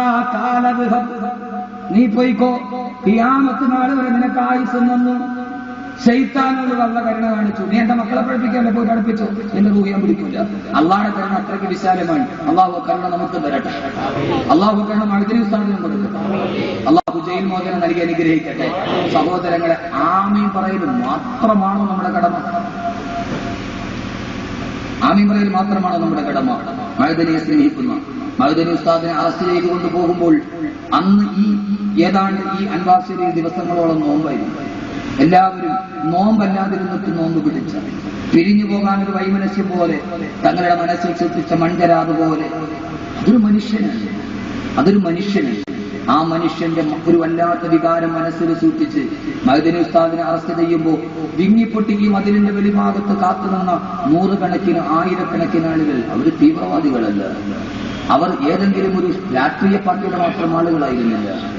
ആയിരക്കണക്കിന് വാക്കുകൾ കേട്ട് മനസ്സിൽ ജീവിതത്തിൽ മാനസാന്തരം ഉണ്ടായി കണ്ടുവരുന്ന കുറെ സ്നേഹിതരായിരുന്നു. പാർട്ടി പ്രവർത്തകർ മാത്രമായിരുന്നില്ല. ആ ഒരു സ്നേഹം യാഥാർത്ഥ്യമാകണമെങ്കിൽ നമ്മുടെ മഅ്ദനി ഉസ്താദ് ജയിലിലാണ്. നമുക്ക് ചെയ്യേണ്ട ഒരൊറ്റ ധർമ്മമുണ്ട്. ആ ധർമ്മം പറഞ്ഞ് ഉസ്താദിനെ വിട്ടുകൊടുത്ത് ഞാൻ അവസാനിപ്പിക്കുകയാണ്. ഇൻഷാ അല്ലാഹ് മഅ്ദനിയും ഖുർആനും ഇവിടെ പൂർണ്ണമാകും. യഥാർത്ഥത്തിൽ ഇതേ അവസ്ഥയാണ് മഅ്ദനിക്കുണ്ടായത്. മൂസാ നബി ഇത് പറഞ്ഞപ്പോൾ ഫിർഔൻ പറഞ്ഞു, ഒരു കാര്യം ചെയ്യാം, മൂസയെ നമുക്ക് കൊല്ലാം. എന്ത് ചെയ്യാം? മൂസേ, وقال فرعون ذروني أقتل موسى وليدعو ربه. ഫറോവ രാജസിംഹാസനം വിളിച്ചുകൂട്ടി. എന്നിട്ട് പറഞ്ഞു, ദറൂനി അഖ്തുലു മൂസ, ആ മൂസയുടെ തല വെട്ടുക. ആ സന്ദർഭത്തിൽ ഖുർആൻ പറയുന്നൊരു ദൗത്യമുണ്ട്. എന്റെ പ്രിയപ്പെട്ട സഹോദരങ്ങളെ, നമുക്കതിന് കഴിയേണ്ടതുണ്ട്. അല്ലാഹു തൗഫീഖ് നൽകട്ടെ. ഞാൻ ആ ദൗത്യം പറഞ്ഞു തരാം. ഇൻഷാ അല്ലാഹ് ചെയ്യാൻ തയ്യാറാണ്. ഞാൻ തയ്യാറാണ്. ഇത് അള്ളാഹ് ആവശ്യപ്പെടുന്ന മഅ്ദനി ഉസ്താദിനോട് സ്നേഹമുണ്ടെങ്കിൽ ആ ദൗത്യം ഞാൻ പറഞ്ഞു തരാം. ഞാൻ നിങ്ങളെ പഠിപ്പിക്കാൻ വന്ന സൂപ്പർവൈസർമാരൊന്നുമില്ല. എന്നെക്കാളും വലിയ പണ്ഡിതന്മാരാണ് ഇരിക്കുന്നത്. ഞാനിവിടെ വരാൻ ഈ അൻവാർ ഷരീഫ് വലിയ സ്ഥാപനമാണ്. ലോക പ്രശസ്തമായ ഹിന്ദു പത്രത്തിന്റെ എഡിറ്റോറിയൽ ബോർഡിൽ പോലും ഈ അൻവാർ ഷരീഫിൽ നിന്ന് ഫാരിഗീകളായ വിദ്യാർത്ഥികളുണ്ട്. കേരളത്തിലെ ഒരു കലാലയത്തിനും എത്തിപ്പിടിക്കാൻ കഴിയാത്തത് എത്തിപ്പിടിക്കാൻ കഴിഞ്ഞു എന്നത് അൻവാർ ഷരീഫിയുടെ ഗുണമാണ്. പക്ഷെ ഈ ശബ്ദ കോലാഹലങ്ങളുടെ ഇടയിൽ അത് ആരൊക്കെയോ വിസ്മരിച്ചു പോയി, അല്ലെങ്കിൽ ആ ശബ്ദം ഉയർന്നു കേട്ടില്ല എന്നതാണ്. ഞാനിവിടെ എത്താൻ തന്നെ ഒരു കാരണമാണ്. നിങ്ങൾക്ക് എല്ലാവർക്കും അറിയാം, ഈ അടുത്ത സമയത്ത് എനിക്ക് തിരക്ക് കൂടുതലാണ്. പക്ഷേ എന്റെ മഹലിലെ ഇമാം അൻവാർ ഷരീഫ് ബാരിക അബ്ദുൽ മജീദ് ഒമാനി പൊതുവെയാണ്. എന്റെ മഹലിലെ ഇമാം മഅ്ദനി ഉസ്താദിന്റെ ശിഷ്യനാണ്. ആ ഒരു ബന്ധം കാരാളുകോണം അബ്ദുൽ മജീദ് ഒമാനി അദ്ദേഹമുണ്ട്. അദ്ദേഹം MA.MPhil-ആണ്. ദുനിയാവും ആഖിറവും ഒന്നിച്ചെടുത്ത ഒരു സമൂഹത്തെ വാർത്തെടുക്കാൻ ഈ സ്ഥാപനത്തിന് കഴിഞ്ഞു. അതൊക്കെ ഇതിന്റെ അജണ്ടയുടെ പുറകിലുണ്ടോ എന്ന് ചിന്തിക്കേണ്ടതുണ്ട്. അതുകൊണ്ടാണ് ഫിർഔൻ ആദ്യം മൂസയെ വിളിച്ചത് അള്ളാനെ കൊല്ലാനാണ് പോയത്. അതുകൊണ്ടാണ് അൻവാർ ഷരീഫ് ആദ്യം ഉണ്ടായത്. ആദ്യം മഅ്ദനി ഉസ്താദിനെ വിളിച്ചത് അൻവാർ ഷരീഫ്. ഫിർഔൻ ചെയ്തതെല്ലാം അഭിനവകാല പാവമാർ അപ്പടി ആവർത്തിക്കപ്പെടുന്നു. അതാണ് ചരിത്രത്തിന്റെ യാഥാർത്ഥ്യം. എന്റെ പ്രിയപ്പെട്ട സഹോദരങ്ങളെ, അൻവാർ ഷരീഫ് അത്രയും വലിയ മഹത്തായ ഒരു സ്ഥാപനമാണ്. എത്രയോ ആളുകൾ വക്കീൽമാരുണ്ട്, അഡ്വക്കേറ്റുമാരുണ്ട്. അഡ്വക്കേറ്റ് സിറാജ്, മഅ്ദനിയുടെ കേസിൽ ബാധിക്കുന്ന സിറാജ് പറഞ്ഞിട്ടുണ്ട് അല്ലെ? അഡ്വക്കേറ്റ് സിറാജ് തന്നിരം മറ്റും ഇതൊന്നും ഇവരെന്നെ കൊണ്ട് പറഞ്ഞു പറയിപ്പിച്ചതല്ല. ഞാൻ ഒരാൾ പറഞ്ഞാൽ അങ്ങനെ പറയുന്ന ആളാണ്. എനിക്ക് ഇച്ചിരി അഹങ്കാരം കൂടുതലാണ്. അല്ലാഹു മാറ്റി തന്നെ. മറ്റൊരാൾ എന്തായാലും ഇങ്ങോട്ടോ ഞാൻ തിരിച്ചങ്ങോട്ടോ അങ്ങനെ ഒരു ചെറിയൊരു ദുസ്വഭാവം എനിക്കുണ്ട്. ഇതാരും പറയുന്നതല്ല, വെളിയിൽ നിന്ന് നോക്കുന്ന ഒരു നിഷ്പക്ഷമതിയോ പക്ഷപാതിത്വമില്ല, അമിതത്വമില്ല, അതിമിതത്വവുമില്ല.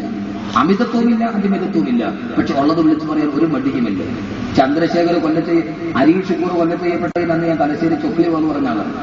ഇപ്പൊ ചന്ദ്രശേഖരെ കൊന്നിട്ട് ആളുകൾ പ്രതികൾ താമസിക്കുന്ന തലശ്ശേരി ചൊക്ലിയിലാണ്. കഴിഞ്ഞ ദിവസം ഞാൻ അവിടെ പോയി പ്രസംഗിച്ചിട്ട് വന്നുള്ളൂ. കൊലപാതക രാഷ്ട്രീയത്തിനെതിരെ 55 മിനിറ്റ് ശ്വാസം വിടാന്ന് പറഞ്ഞു കൊലപാതകരാട്ടത്തിൽ. ശ്വാസം വിട്ടില്ല, വിടാതിരുന്ന പേടി കൊണ്ടാണ്. 55 മിനിറ്റ് വിടാതിരുന്നത് പേടി കൊണ്ടാണ്, വിട്ടുപോയാൽ തീർന്നില്ലേ സഹോദരങ്ങളെ. അതുകൊണ്ട് ഞാൻ പറയുന്ന അടുത്തൊരു സിറാജ് കാണിരുന്നിട്ട് വക്കീൽമാരുണ്ട്, ഡോക്ടേഴ്സ് ഉണ്ട്, ഹിന്ദു പത്രത്തിന്റെ എഡിറ്റോറിയൽ ബോർഡിൽ പോലും ഈ ഒരു സ്ഥാപനത്തിന്റെ മൊത്തത്തിയിട്ടുണ്ടെങ്കിൽ അത് ഏറ്റവും അഭിമാനകരമാണ്. അള്ളാഹു നൽകി തരട്ടെ. ആ ഒരു വ്യത്യാസം, സാധാരണ പണ്ഡിതന്മാരെന്നുള്ളൊരു വ്യത്യാസം ഞാൻ ഇരുത്തിക്കൊണ്ട് പറയുന്നില്ല. യഹുസ് ഖുറാബല വജിഹിൽ മുദ്ദാഹിൽ, അമിത പ്രശംസ നടന്നവരുടെ മുകളിൽ മണൽ വാരി എറിയണമെന്നാണ്. അബ്ദുൽ മജീദ് അമാനി എന്റെ മഹലിലെ, ഞാനവിടെ 6 വർഷം ഇമാമായിരുന്ന ആളാണ്. അവിടെയാണ് ഞാനൊക്കെ താമസിക്കുന്നത്, കാലാളി പോകണം. അവിടെ ഇമാമാണ് അദ്ദേഹം. ആ മഹലിലെത്തിയതിനു ശേഷമുള്ള മഹലിന്റെ മാറ്റം വല്ലാത്തൊരു മാറ്റമാണ്. ഞാൻ ഇന്നലെ അവിടെ പ്രസംഗിക്കുകയാണ്.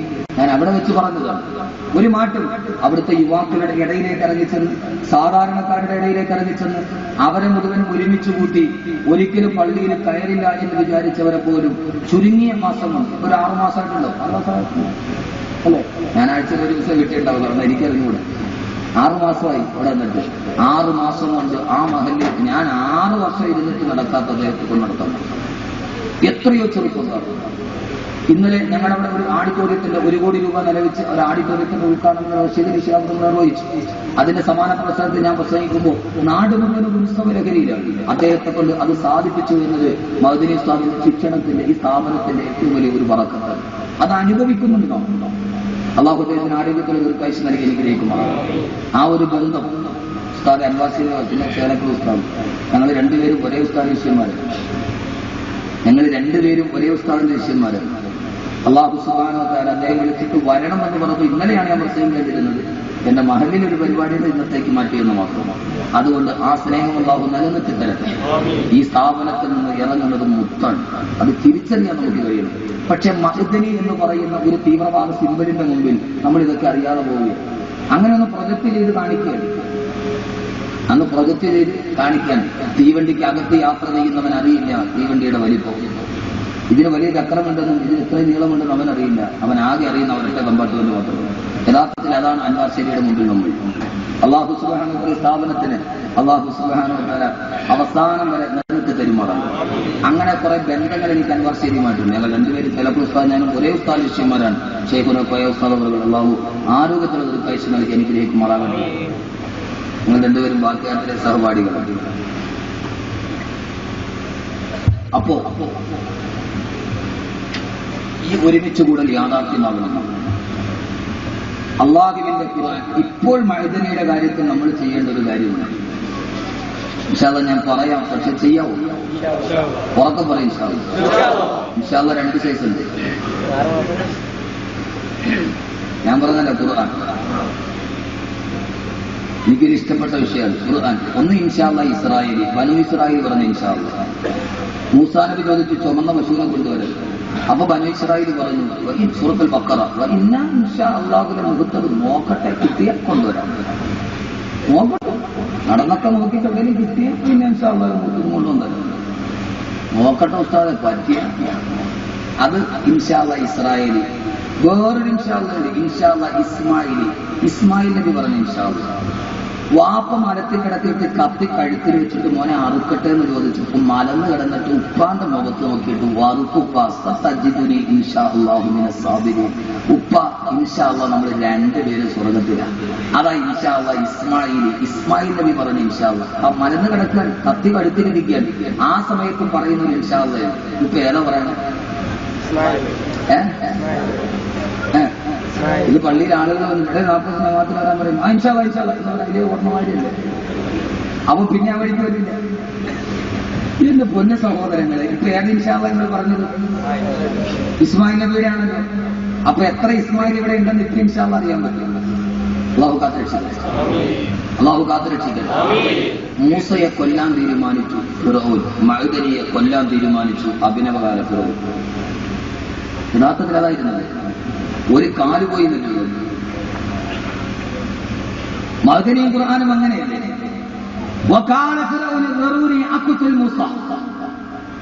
ഫറോ പറഞ്ഞു മൂസയെ കൊല്ലാം. സഹോദരങ്ങളെ തീരുമാനിച്ചു മൂസയെ കൊല്ലാൻ ഫിർഔൻ, മഅ്ദനിയെ കൊല്ലാൻ തീരുമാനിച്ചു അഭിനവകാല ഫറോ. പക്ഷേ തലനാരൊക്കെ രക്ഷപ്പെട്ടു പോയത് ഒരൊറ്റ കാര്യമാണ്. അവർക്ക് മഅ്ദനി മാപ്പ് കൊടുത്തു എന്നതാണ് ചരിത്രത്തിന്റെ ഏറ്റവും വലിയ യാഥാർത്ഥ്യം. ഒരു കാര്യം ഉറപ്പും, അതിന് ചരിത്രത്തിൽ അറിയപ്പെടാൻ പോകും. ഉമർ മുഖ്താറിന് ശേഷം, സുൽത്താൻ സലാഹുദ്ദീൻ അയ്യൂബിക്ക് ശേഷം ഇസ്ലാമിക നവോത്ഥാന ചരിത്രത്തിലെ ഏറ്റവും വലിയ പിൽക്കാലത്ത് ഇന്ന് നാം ഉമർ മുഖ്താറിനെ പഠിക്കും. ഇൻഷാ അല്ലാഹ് നമുക്ക് പുറകെ വരുന്ന സമൂഹം അബ്ദുൽ നാസർ മഅ്ദനിയെ പഠിക്കും. തീർച്ച അതിലൊരു സംശയം നിങ്ങൾക്ക് വേണ്ട. കാരണം ആ മനുഷ്യന്റെ ചങ്കൂറ്റ സമ്മതിക്കുന്നത് അത് ഞാൻ അനുഭവിച്ചറിഞ്ഞ ആളാണ്. ആ മനുഷ്യൻ ഒരു കാല് പോയാലും തൂക്കം കുറഞ്ഞാലും ആ റൂമിന്റെ അകത്തിരുന്നിട്ട്, ഹസനാണ് എനിക്ക് വാതിൽ തുറന്നത്, ഞാനിവിടെ വിളിക്കാതെ ഒത്തിരി പ്രാവശ്യം വന്നിട്ടുള്ള ആളാണ്. അപ്പോ അവിടെ ചെന്നിട്ട് ഞാൻ അകത്തിരുന്ന് സുഫിയാമാദിനെ അറസ്റ്റ് ചെയ്യുന്നതിന്റെ തലേ ദിവസം അവിടെ ഇരുന്നപ്പോ ആ സമയത്ത് ഇപ്പൊ അറസ്റ്റ് ചെയ്യുന്നതിന്റെ മുമ്പിൽ ഞാൻ പോയപ്പോ ഞാൻ ചോദിച്ചു, ഉസ്താദെ ഒരിക്കൽ തിരുവനന്തപുരത്ത് വന്നപ്പോ എന്നെ ഒന്ന് കാണണമെന്ന് പറഞ്ഞു. ഞാൻ അവിടെ പോയി കണ്ടു. അപ്പോൾ ഞാൻ ഉസ്താദെ ഭയമുണ്ട്. ആ സമയത്ത് നമ്മളൊക്കെ ആണെങ്കിൽ പൊന്നു സ്ഥലപ്പോ ഇപ്പൊ ഇത്രയും നാളും ജയിലിൽ കിടന്നാൽ നമ്മള് ഷുഗർ വന്നിട്ട് 35 കിലോയെങ്കിലും ഉണ്ട് മാതിരി നമ്മൾ വെറും ഫോട്ടോഷാപ്പേ കാണുന്നത്. നമ്മളാണോ എന്ന് പറയാൻ പറ്റില്ല. നമുക്ക് ആർക്കാ ധൈര്യമുള്ളത്? കാക്കിയിട്ട വേഷത്തിൽ പോസ്റ്റ്മാനെ കണ്ടാൽ തൊപ്പി വിടുന്നവരുണ്ട്. പട്ടാളക്കാര് തൂക്കിപ്പിടിച്ച വാളുകളുടെ നടുവ് വയനത്തുകളെ നെല്ലിലോട്ട് മാറിയിട്ട് തൂക്കുകയറിലേക്ക് നടന്നു പോകുമ്പോ ആ സമയത്ത് തൂക്കുകയറി തന്റെ ശരീരത്തിലേക്ക് കരുത്തിലോട്ട് മുറുകുമ്പോ കരുമരത്തിൽ കിടന്ന് തൂങ്ങിയാടുമ്പോ കമീസിന്റെ പോക്കറ്റിൽ വെച്ചിരിക്കുന്ന ഖുർആൻ എടുത്ത് കയ്യിൽ വെച്ചിട്ട് الملك القدوس السلام المؤمن المهيمن العزيز الجبار المتكبر سبحان الله عما يشركون.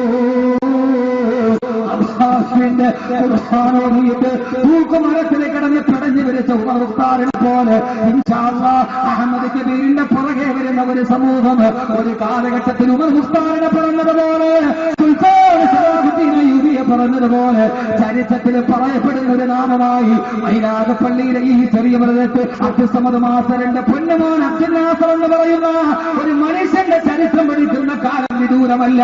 പക്ഷെ ആ കാലത്തിന്റെ നടുവ് നമുക്ക് ചെയ്യേണ്ട ഒരു ജോലിയുണ്ട്. ഫറോവ തീരുമാനിച്ചു മൂസയെ കൊല്ലാൻ, അഭിനകാര ഫറോവമാര് തീരുമാനിച്ചു അബ്ദുൽ നാസർ മഅ്ദനിയെ കൊല്ലാൻ.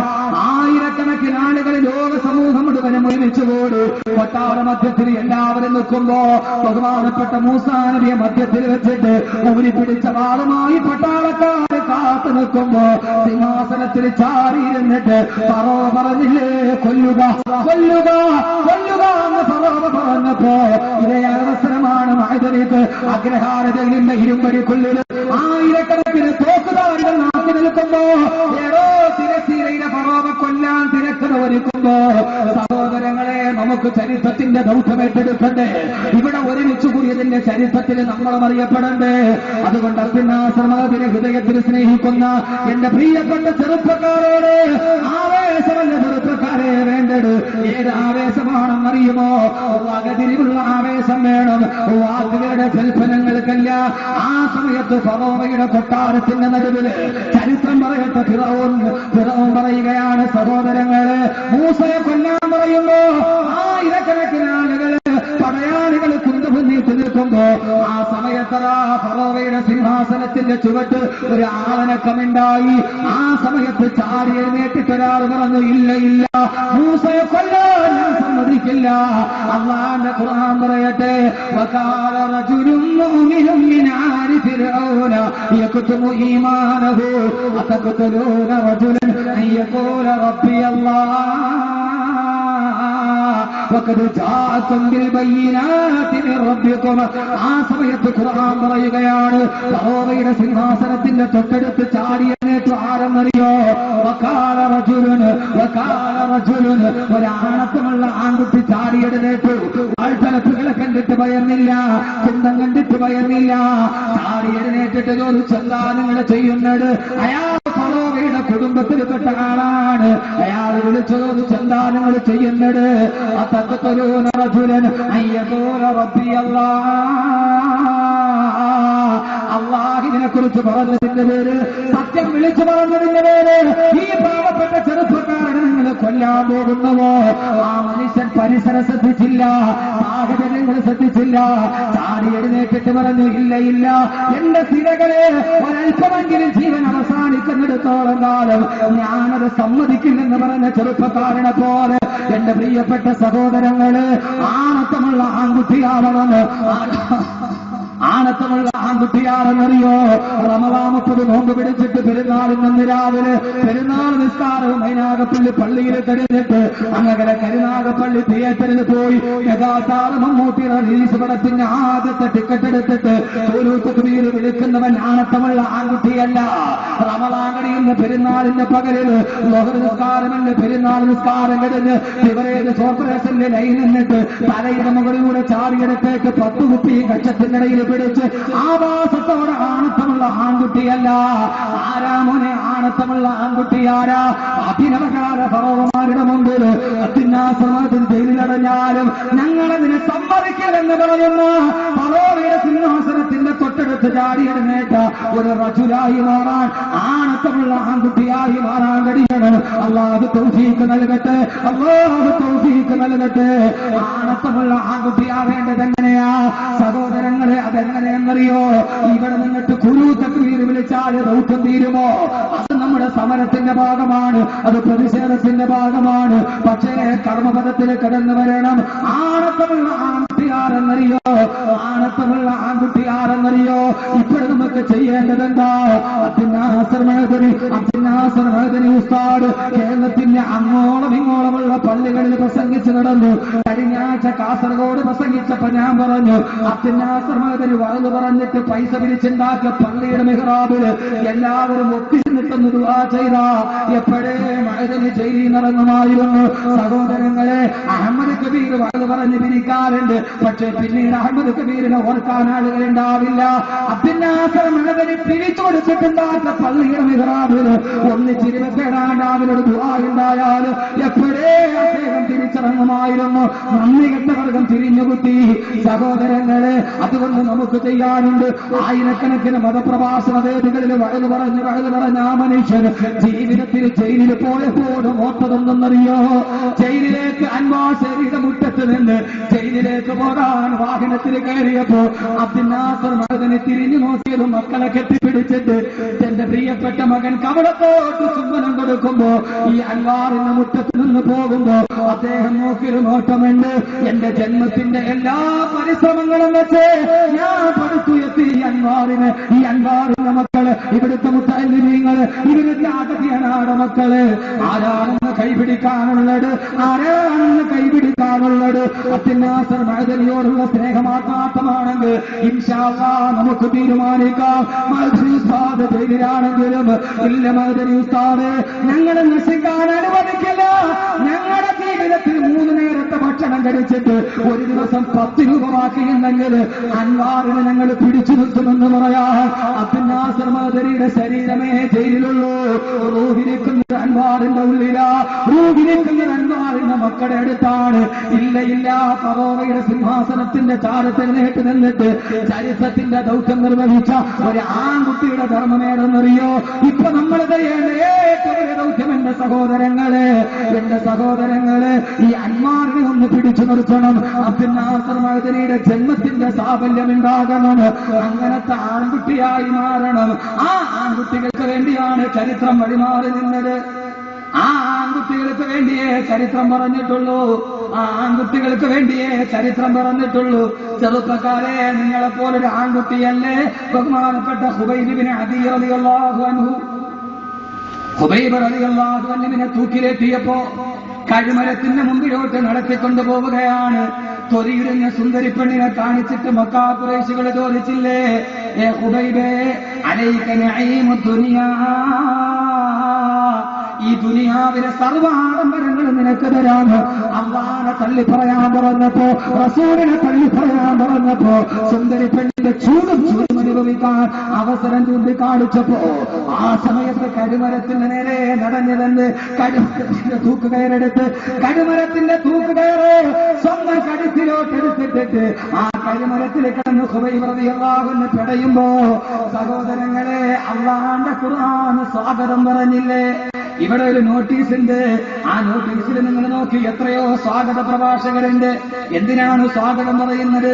ഇവിടെ വന്ന വിശിഷ്ടാദികളെ പുകഴ്ത്തി പറയാൻ, ആളുകളെ കുറിച്ച് പുകഴ്ത്തി പറയാന്, പൊന്നുമോനെ പുകഴ്ത്തേണ്ടതെപ്പോഴാ, പുകഴ്ത്തേണ്ടതെപ്പോഴെന്നറിയോ? എന്റെ വാല് തുടങ്ങുന്നതിന് മുമ്പേ അനൗൺസ്മെന്റ് ഉണ്ടായി. നമ്മളെല്ലാവരും ആവേശപൂർവ്വം കാത്തിരിക്കുന്ന വലിയ പേരുള്ള ചെറിയ മനുഷ്യൻ വരുന്നുണ്ട്. അഹമ്മദ് കബീർ വാക്കർ വരുന്നുണ്ട്. നമ്മൾ കാത്തിരുന്നു. സഹോദരങ്ങളെ, നിങ്ങളിപ്പോൾ എന്നെ കാത്തിരിക്കാൻ കാരണമെന്താ? അഹമ്മദ് കബീറിന്റെ നാവിനും എടുക്കുന്നുണ്ട്, അഹമ്മദ് കബീറിന്റെ നാക്കിനും എടുക്കണ്ട്. അതുകൊണ്ട് നിങ്ങൾ എന്നെ കാത്തിരിക്കും, നിങ്ങൾ എന്നെ കാത്തിരിക്കും. അഹമ്മദ് കബീറിനാണെങ്കിലോ ഒടുക്കത്തെ തിരക്കാണ്. നേരത്തെ വരണമെന്ന് കരുതിയതാണ്. ജുമ കഴിഞ്ഞിട്ട് ഇറങ്ങിയപ്പോൾ ആളുകളുടെ തിരക്ക്. അവിടെ ഇരുന്നു. അവസാനം ഇറങ്ങിയപ്പോൾ സമയം തീർന്നു. സഹോദരങ്ങളെ, വഴിയാണെത്തിയത്. അഹമ്മദ് കബീറിന് ഒടുക്കത്തെ തിരക്കാണ്. കാരണം എന്താ? അഹമ്മദ് കബീറിന്റെ നാക്കിന് ഇപ്പോഴും എടുക്കണ്ട്. എന്റെ ധാരാളം സഹോദരങ്ങൾ എന്നെ വാങ്ങിന് ബുക്ക് ചെയ്യാൻ വന്നു. ഞാൻ പറഞ്ഞു 2011 ഫുള്ളാണ്, 2013 മാർച്ച് കഴിഞ്ഞിട്ട് തരാമെന്ന്. എന്റെ മനസ്സിലുണ്ടായ അഹങ്കാരം എന്റെ ഷെഡ്യൂൾ പറയാനല്ല. കാരണം അഹമ്മദ് കബീറിന് ഒടുക്കത്തെ തിരക്കാണ്. പക്ഷേ സഹോദരങ്ങളെ, നാക്കിനും ഇടുക്കുള്ളത് കൊണ്ട് അഹമ്മദ് കബീറിന്റെ തിരക്ക് മാറും. അഹമ്മദ് കബീറിന്റെ തിരക്ക് മാറും എപ്പോഴെന്നറിയോ? നാക്കിന്റെ മിടുക്കവസാനിച്ചിട്ട് 3 വെള്ളത്തുണിയിൽ പൊതിഞ്ഞിട്ട് അഹമ്മദ് കബീറിനെ എന്റെ വീടിന്റെ ഉമ്മറപ്പടിയിൽ പരത്തി കിടത്തുമ്പോ ആ സമയത്ത് എനിക്ക് തിരക്കില്ല.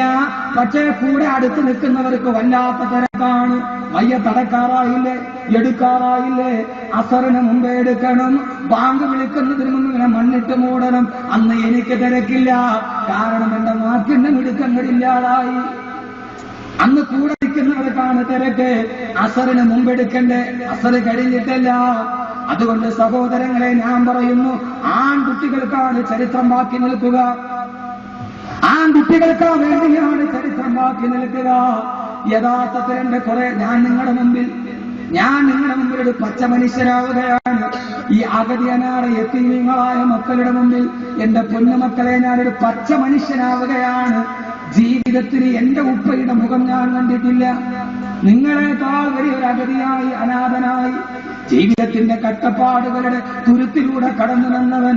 ഇന്ന് നിങ്ങൾ കാത്തു നിൽക്കുന്ന വലിയ സൗഭാഗ്യശാലി എന്ന് കരുതുന്ന ഞാൻ, എന്റെ ഉപ്പയുടെ മുഖം ഞാൻ എന്റെ ജീവിതത്തിൽ കണ്ടിട്ടില്ല. ഹിഫ്ള് പഠിക്കാൻ വേണ്ടി മദ്രസയിൽ ചെല്ലുമ്പോ വ്യാഴാഴ്ച ദിവസം എന്റെ കൂടെയുള്ള മുത്തഅല്ലിമീങ്ങളുടെ ഉപ്പയും ഉമ്മയും വലിയ ബക്കറ്റിൽ പലഹാരം നിറച്ച് കാണാൻ വരുമ്പോ കിടക്കുന്ന റൂമിന്റെ ജനാല കമ്പിയിൽ പിടിച്ചിട്ട് എനിക്കൊരു നേരത്തെ മധുര പലഹാരം തരാൻ എന്റെ ഉപ്പ ഇല്ലല്ലോ എന്ന് പൊട്ടിക്കളഞ്ഞ ദിവസങ്ങളുണ്ട്. ആ കൊച്ചു ബാരനിൽ നിന്നാണ് അഹമ്മദ് കബീർ ഉണ്ടായത്. സഹോദരങ്ങളെ, എനിക്കൊരു നേരത്തെ ഭക്ഷണം തരാൻ എല്ലാവരുടെയും വലിയ മുതലാളിമാരുടെ മക്കളെ കെട്ടിപ്പിടിച്ച് ഭക്ഷണം കൊടുക്കുമ്പോ കീറിപ്പറിഞ്ഞ ഒരു തലപ്പായിൽ കമന്ന് കിടന്ന് കരഞ്ഞിട്ടുണ്ട്. ജനാല കമ്പിയിൽ പിടിച്ചിട്ട് എനിക്കെന്റെ ഉപ്പയില്ലല്ലോ, ഉമ്മ കൂലിപ്പണിക്ക് പോയില്ലെങ്കിൽ ഞങ്ങൾ പട്ടിണിയാണ്. ആ കരഞ്ഞ മനുഷ്യരിൽ നിന്ന് നിങ്ങളപ്പോ ഒരു അനാഥനായി വളർന്നാൻ ഒരു അനാഥ മന്ദിരത്തിന്റെ മുമ്പിൽ നിൽക്കുമ്പോ ഇന്നെനിക്ക് ഏറ്റവും ഇഷ്ടപ്പെട്ടത് എന്റെ മക്കളെയാണ്. ഇന്ന് ജുമയിൽ നിന്ന് തിരിച്ചു വരുമ്പോ, യഥാർത്ഥത്തിൽ തിരിച്ചു വരുമ്പോ കൊല്ലം വഴി വന്നാ മതി. ഞാൻ അവിടെ നിന്ന് വാഹനം എടുക്കുമ്പോ, ഞാൻ രാവിലെ സലാം പറഞ്ഞിറങ്ങുമ്പോൾ എന്റെ 2 മക്കൾ, എന്റെ ഏറ്റവും അടുത്ത എന്റെ 2 പൊന്നുമക്കൾ ഇടത്തെ കവളിലും വലത്തെ കവളിലും മുന്നു തന്നിട്ട് പറഞ്ഞു, ഉപ്പാ വരുമ്പം മിഠായി കൊണ്ടുവരണേ. 2 മക്കളോട് സലാം പറഞ്ഞ് ജുമയ്ക്ക് സെൻട്രൽ ജുമാ മസ്ജിദിൽ പോയി. ചേലക്കള ഉസ്താദ് വിളിച്ച് 8 മണിക്ക് വാത് തുടങ്ങണം. അവിടെ നിറങ്ങുമ്പം 5 മണി കഴിഞ്ഞു. ഞാൻ കൊല്ലം വരെ നേരിട്ട് വന്നാ മതി. അവിടെ നിറങ്ങി വീട്ടിലേക്ക് വരാൻ തിരിക്കുമ്പോ ആ സമയത്താണ് വീട്ടിൽ നിന്ന് ഫോൺ. 3.5 വയസ്സുകാരന്റെ മിഠായി വാങ്ങിച്ചോ. നേരെ എന്റെ വണ്ടി തിരിഞ്ഞു. 1000 വന്നിട്ട് ഞാൻ എന്റെ വീട്ടിൽ പോയി. മക്കൾക്ക് മിഠായി കൊടുത്തു. ചായ കുടിച്ചിട്ട് വെളിയിലിറങ്ങി. ഭാര്യ ചോദിച്ചു എപ്പോ വരും? ഞാൻ പറഞ്ഞു ഇൻഷാ അല്ലാഹ് ഒരു 11 മണിക്ക് തിരിച്ചു വരുമെന്ന്. കാത്തിരിക്കുകയാണ് എന്റെ പൊന്നുമക്കൾ. 11 മണിക്ക് ഉപ്പ വരുന്നത് കണ്ടിട്ട് കിടന്നുറങ്ങാൻ മഹദനി ഉസ്താദ് ഈ സംഭവം എത്രയോ പ്രാവശ്യം പറഞ്ഞിട്ടുണ്ട്. എന്നെ കാത്തിരിക്കുന്ന പൊന്നുമക്കളുടെ മുമ്പിൽ ഞാൻ എത്തുമ്പോ സഹോദരങ്ങളെ ആർക്കറിയാം, അഹമ്മദ് കബീർ ജീവനോടെ വീട്ടിലെത്തുമോ? അതല്ല 3 വെള്ളത്തുണിയിൽ പൊതിഞ്ഞ ഈ പാവപ്പെട്ടവന്റെ മയ്യത്താകുമോ വീടിന്റെ ഉമ്മറപ്പടിയിലെത്തുക? കളിപ്പാട്ടം കാത്തിരിക്കുന്ന പൊന്നുമക്കളുടെ മുമ്പിൽ വിധിയുടെ മറ്റൊരു കളിപ്പാട്ടം പോലെ മലന്ന് കിടക്കുമ്പോ ആ സമയത്ത് എന്റെ പൊന്നുമക്കള് എന്റെ മയ്യത്തിൽ കെട്ടിപ്പിടിച്ചിട്ട് പൊട്ടിക്കരയുമ്പോ മലന്ന് കിടന്നിട്ട് എനിക്ക് പറയാൻ കഴിയണ്ടേ, ആത്മാവിന്റെ ഭാഷയിൽ പറയണ്ടേ, പൊന്നുമക്കളെ കരയണ്ടടാ, പൊന്നുമക്കളെ കരയണ്ടടാ, നിങ്ങളുടെ വാപ്പയ്ക്കൊന്നും നഷ്ടപ്പെട്ടിട്ടില്ല, ഇനിയല്ലേ നിങ്ങളുടെ വാപ്പയ്ക്ക് സ്വർഗമുള്ളത്, ഇനിയല്ലേ നിങ്ങളുടെ വാപ്പയ്ക്ക് ഹുറീങ്ങളുള്ളത്, ഇനിയല്ലേ നിങ്ങളുടെ വാപ്പയ്ക്ക് സ്വർഗത്തിന്റെ ഫുസ്ഹത്ത് ജന്നയുള്ളത്. വഅമ്മാ ഇൻ കാന മിനൽ മുഖറബീൻ ഫറൗഹും വറയ്ഹാനും വജന്നത്തുൻ നഈം. അല്ലാഹുക്കടുത്തവനാണോ, അല്ലാഹുക്കടുത്തവനാണോ അവന് റൂഹുണ്ട്, റൈഹാനുണ്ട്, ജന്നത്തുൻ നഈമുണ്ട്. സഹോദരങ്ങളെ, ഞാൻ പറയുന്നു, നമ്മളിവിടെ ഇരിക്കുമ്പോ മഅദനി ഉസ്താദിന്റെ കോയമ്പത്തൂർ ജയിലിൽ കിടന്ന 12 വർഷം ലാഭമാണ്, ഇപ്പൊ കിടക്കുന്നത് ലാഭമാണ്.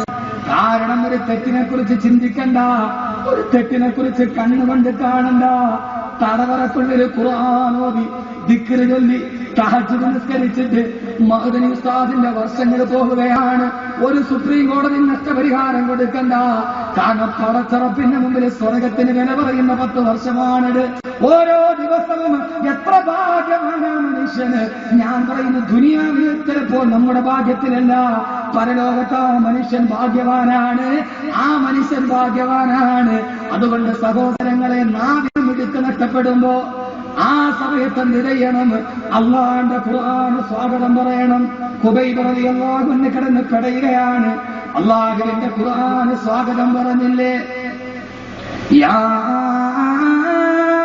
അയ്യത്തുഹൻ നഫ്സുൽ മുത്മഇന്ന ഇർജിഇ ഇലാ റബ്ബികി റാദിയതൻ മർദിയാ. ഖുബൈബ് റളിയല്ലാഹു അൻഹു വഫാത്തായ പറഞ്ഞ ആയത്താണിത്. സന്തോഷമടഞ്ഞ ആത്മാവേ, അല്ലാഹുവിന്റെ സ്വർഗത്തിലേക്ക് കടന്നു വരിക, അല്ലാഹുവിന്റെ സ്വർഗത്തിലോട്ട് കടന്നു വരിക. അതുകൊണ്ട് മരിക്കുന്ന സമയത്ത് വീരപുരുഷനായിട്ട് മരിക്കണം, ധീരനായിട്ട് മരിക്കണം. അതിനാരാകണം? കാല റജുലൻ, ആൺകുട്ടിയാവണം, റജുലൻ ആൺകുട്ടിയാവണം. ആൺകുട്ടിയാരാ? ആൺകുട്ടിക്ക് 7 മുഖലക്ഷണം ഖുർആൻ പറയുന്നു. നമുക്ക് പിന്നീട് അധികം സംസാരിക്കാം. അള്ളാഹു തൗഫീഖ് നൽകട്ടെ. അങ്ങനെ ഒരു ആൺകുട്ടിയായി നമ്മുടെ ദൗത്യം നമുക്ക് പൂർത്തീകരിക്കണം. അള്ളാഹു തൗഫീഖ് നൽകട്ടെ. അള്ളാഹു ആൺകുട്ടിയാക്കി തരാം. ആൺകുട്ടി എന്ന് പറഞ്ഞാൽ ആൺകുട്ടിക്ക് 7 ലക്ഷണം ഖുർആൻ പറയുന്നുണ്ട്. ഖുർആൻ സൂറത്ത് തൗബ, സൂറത്ത് നൂർ. അതിൽ നമുക്ക് പിന്നീട് ഒരിക്കൽ കടന്നു പറയാം, കാരണം അത് പറയാനുള്ള സമയമില്ല. അള്ളാഹു സ്വീകരിക്കട്ടെ, അള്ളാഹു സ്വീകരിക്കട്ടെ. ആൺകുട്ടിയാരാ? മരിക്കുന്ന സമയത്ത് ഖുർആൻ സ്വാഗതം പറഞ്ഞു, മരിക്കുന്ന സമയത്ത് ഖുർആൻ സ്വാഗതം പറഞ്ഞു. അള്ളാഹു ആ അവസ്ഥയിൽ നമ്മളെ എത്തിക്കട്ടെ, അള്ളാഹു ആ അവസ്ഥയിൽ നമ്മളെ എത്തിക്കട്ടെ. എന്താ പറയാത്തത്? എന്താ പറയാത്തത്? അള്ളാഹു ആൺകുട്ടിയാക്കി തരട്ടെ, അള്ളാഹു ആൺകുട്ടിയാക്കി തരട്ടെ ഇൻഷാ അല്ലാഹ്. പക്ഷെ അതിനെന്തുണ്ടാവണം? ദുനിയാവിനെ വിടണം, ആഖിറത്തെ കുറിച്ച് ചിന്തിക്കണം ഇൻഷാ അല്ലാഹ്. ഇവിടെ ഒരു ആൺകുട്ടി നമ്മുടെ അൻവാറിന് വേണ്ടി മഅദനി ഉസ്താദിന്റെ ഏറ്റവും വലിയ സ്വപ്നം ഇതാണ്. നമ്മൾ മഅദനി ഉസ്താദിനോട് കാണിക്കേണ്ട ഏറ്റവും വലിയ സ്നേഹം ഈ അൻവാർ തകരണം, ഈ അൻവാർ തളരാൻ നമ്മൾ ഇടവരുത്തരുത് ഇൻഷാ അല്ലാഹ്. ഇൻഷാ അല്ലാഹ് നമ്മുടെ കയ്യിൽ 10 രൂപയുള്ളൂ, അതിവിടെ കൊടുത്തിട്ട് ഇൻഷാ അല്ലാഹ് നമുക്കത് ചെയ്യാൻ കഴിയും. അള്ളാഹു തൗഫീഖ് നൽകുക, അള്ളാഹു തൗഫീഖ് നൽകുക ഇൻഷാ അല്ലാഹ്. ഒരു ആൺകുട്ടി മയ്യക്കാട് ഷാ നമ്മുടെ അൻവാർശേരിക്ക് വേണ്ടി ഒരു ഫണ്ട് ബഹുമാനനായ മാത്തൂർ ഉസ്താദിന്റെ കയ്യിൽ അള്ളാഹു കബൂലാക്കും, അള്ളാഹു കബൂലാക്കും, അള്ളാഹു സ്വീകരിക്കട്ടെ. ആ തൃക്കരങ്ങളിൽ ഏറ്റുവാരുമ്പോൾ ഷായെ സംബന്ധിച്ചിടത്തോളം ഒരു വലിയ ഭാഗ്യമാണ്. ഓരോ തക്ബീർ, ഓരോ തക്ബീർ, ഓരോ തക്ബീർ. അള്ളാഹു സ്വീകരിക്കട്ടെ, അള്ളാഹു സ്വീകരിക്കട്ടെ, അള്ളാഹു സ്വീകരിക്കട്ടെ. റബ്ബ് സുബ്ഹാനഹു വ തആല ഖൈർ ബറക്കത്ത് നൽകി അനുഗ്രഹിക്കട്ടെ. അദ്ദേഹം നമുക്കറിയാം, കൊല്ലത്തെ ഒരു വലിയ ബിസിനസ്സുകാരനാണ്. അദ്ദേഹത്തിന്റെ സമ്പത്തിന്റെ ഒരു ഭൂരിഭാഗം ഞാൻ മഅദനി അറസ്റ്റ് ചെയ്യുന്നതിന് മുമ്പ് ഇവിടെ വന്നപ്പോൾ ഷായോട് ഞാൻ സംസാരിച്ചു. ഉസ്താദെ, മഅദനി ഉസ്താദിന്റെ സ്ഥാപനത്തിന് വേണ്ടി അതിനോട് ചെലവഴിക്കുന്നതിന് എനിക്ക് ഒരു മനസ്സിന് ഒരു താല്പര്യമില്ലെന്ന് അദ്ദേഹം എന്നോട് പറഞ്ഞു. അള്ളാഹു സ്വീകരിക്കട്ടെ, അള്ളാഹു സ്വീകരിക്കട്ടെ. അദ്ദേഹത്തിന്റെ സമ്പത്തിന്റെ ഒരു ഏറിയ പങ്ക് മഅദനി ഉസ്താദിന്റെ സ്ഥാപനത്തിനും അദ്ദേഹത്തിനും അദ്ദേഹം ചെലവഴിക്കുന്നുണ്ട്. അള്ളാഹു റാഹത്തിലാക്കി കൊടുക്കട്ടെ ഇൻഷാ അല്ലാഹ്. 1 ലക്ഷം രൂപ അദ്ദേഹം ഇവിടെ നിന്ന് കൊടുത്തിട്ടുണ്ട്. അള്ളാഹു സ്വീകരിക്കട്ടെ. ആരാ ഇൻഷാ അല്ലാഹ് ഈ സദസ്സിൽ ഉസ്താദെ ഞങ്ങൾ ഇവിടെ വെച്ച് വാഗ്ദാനം ചെയ്യും, എന്നിട്ട്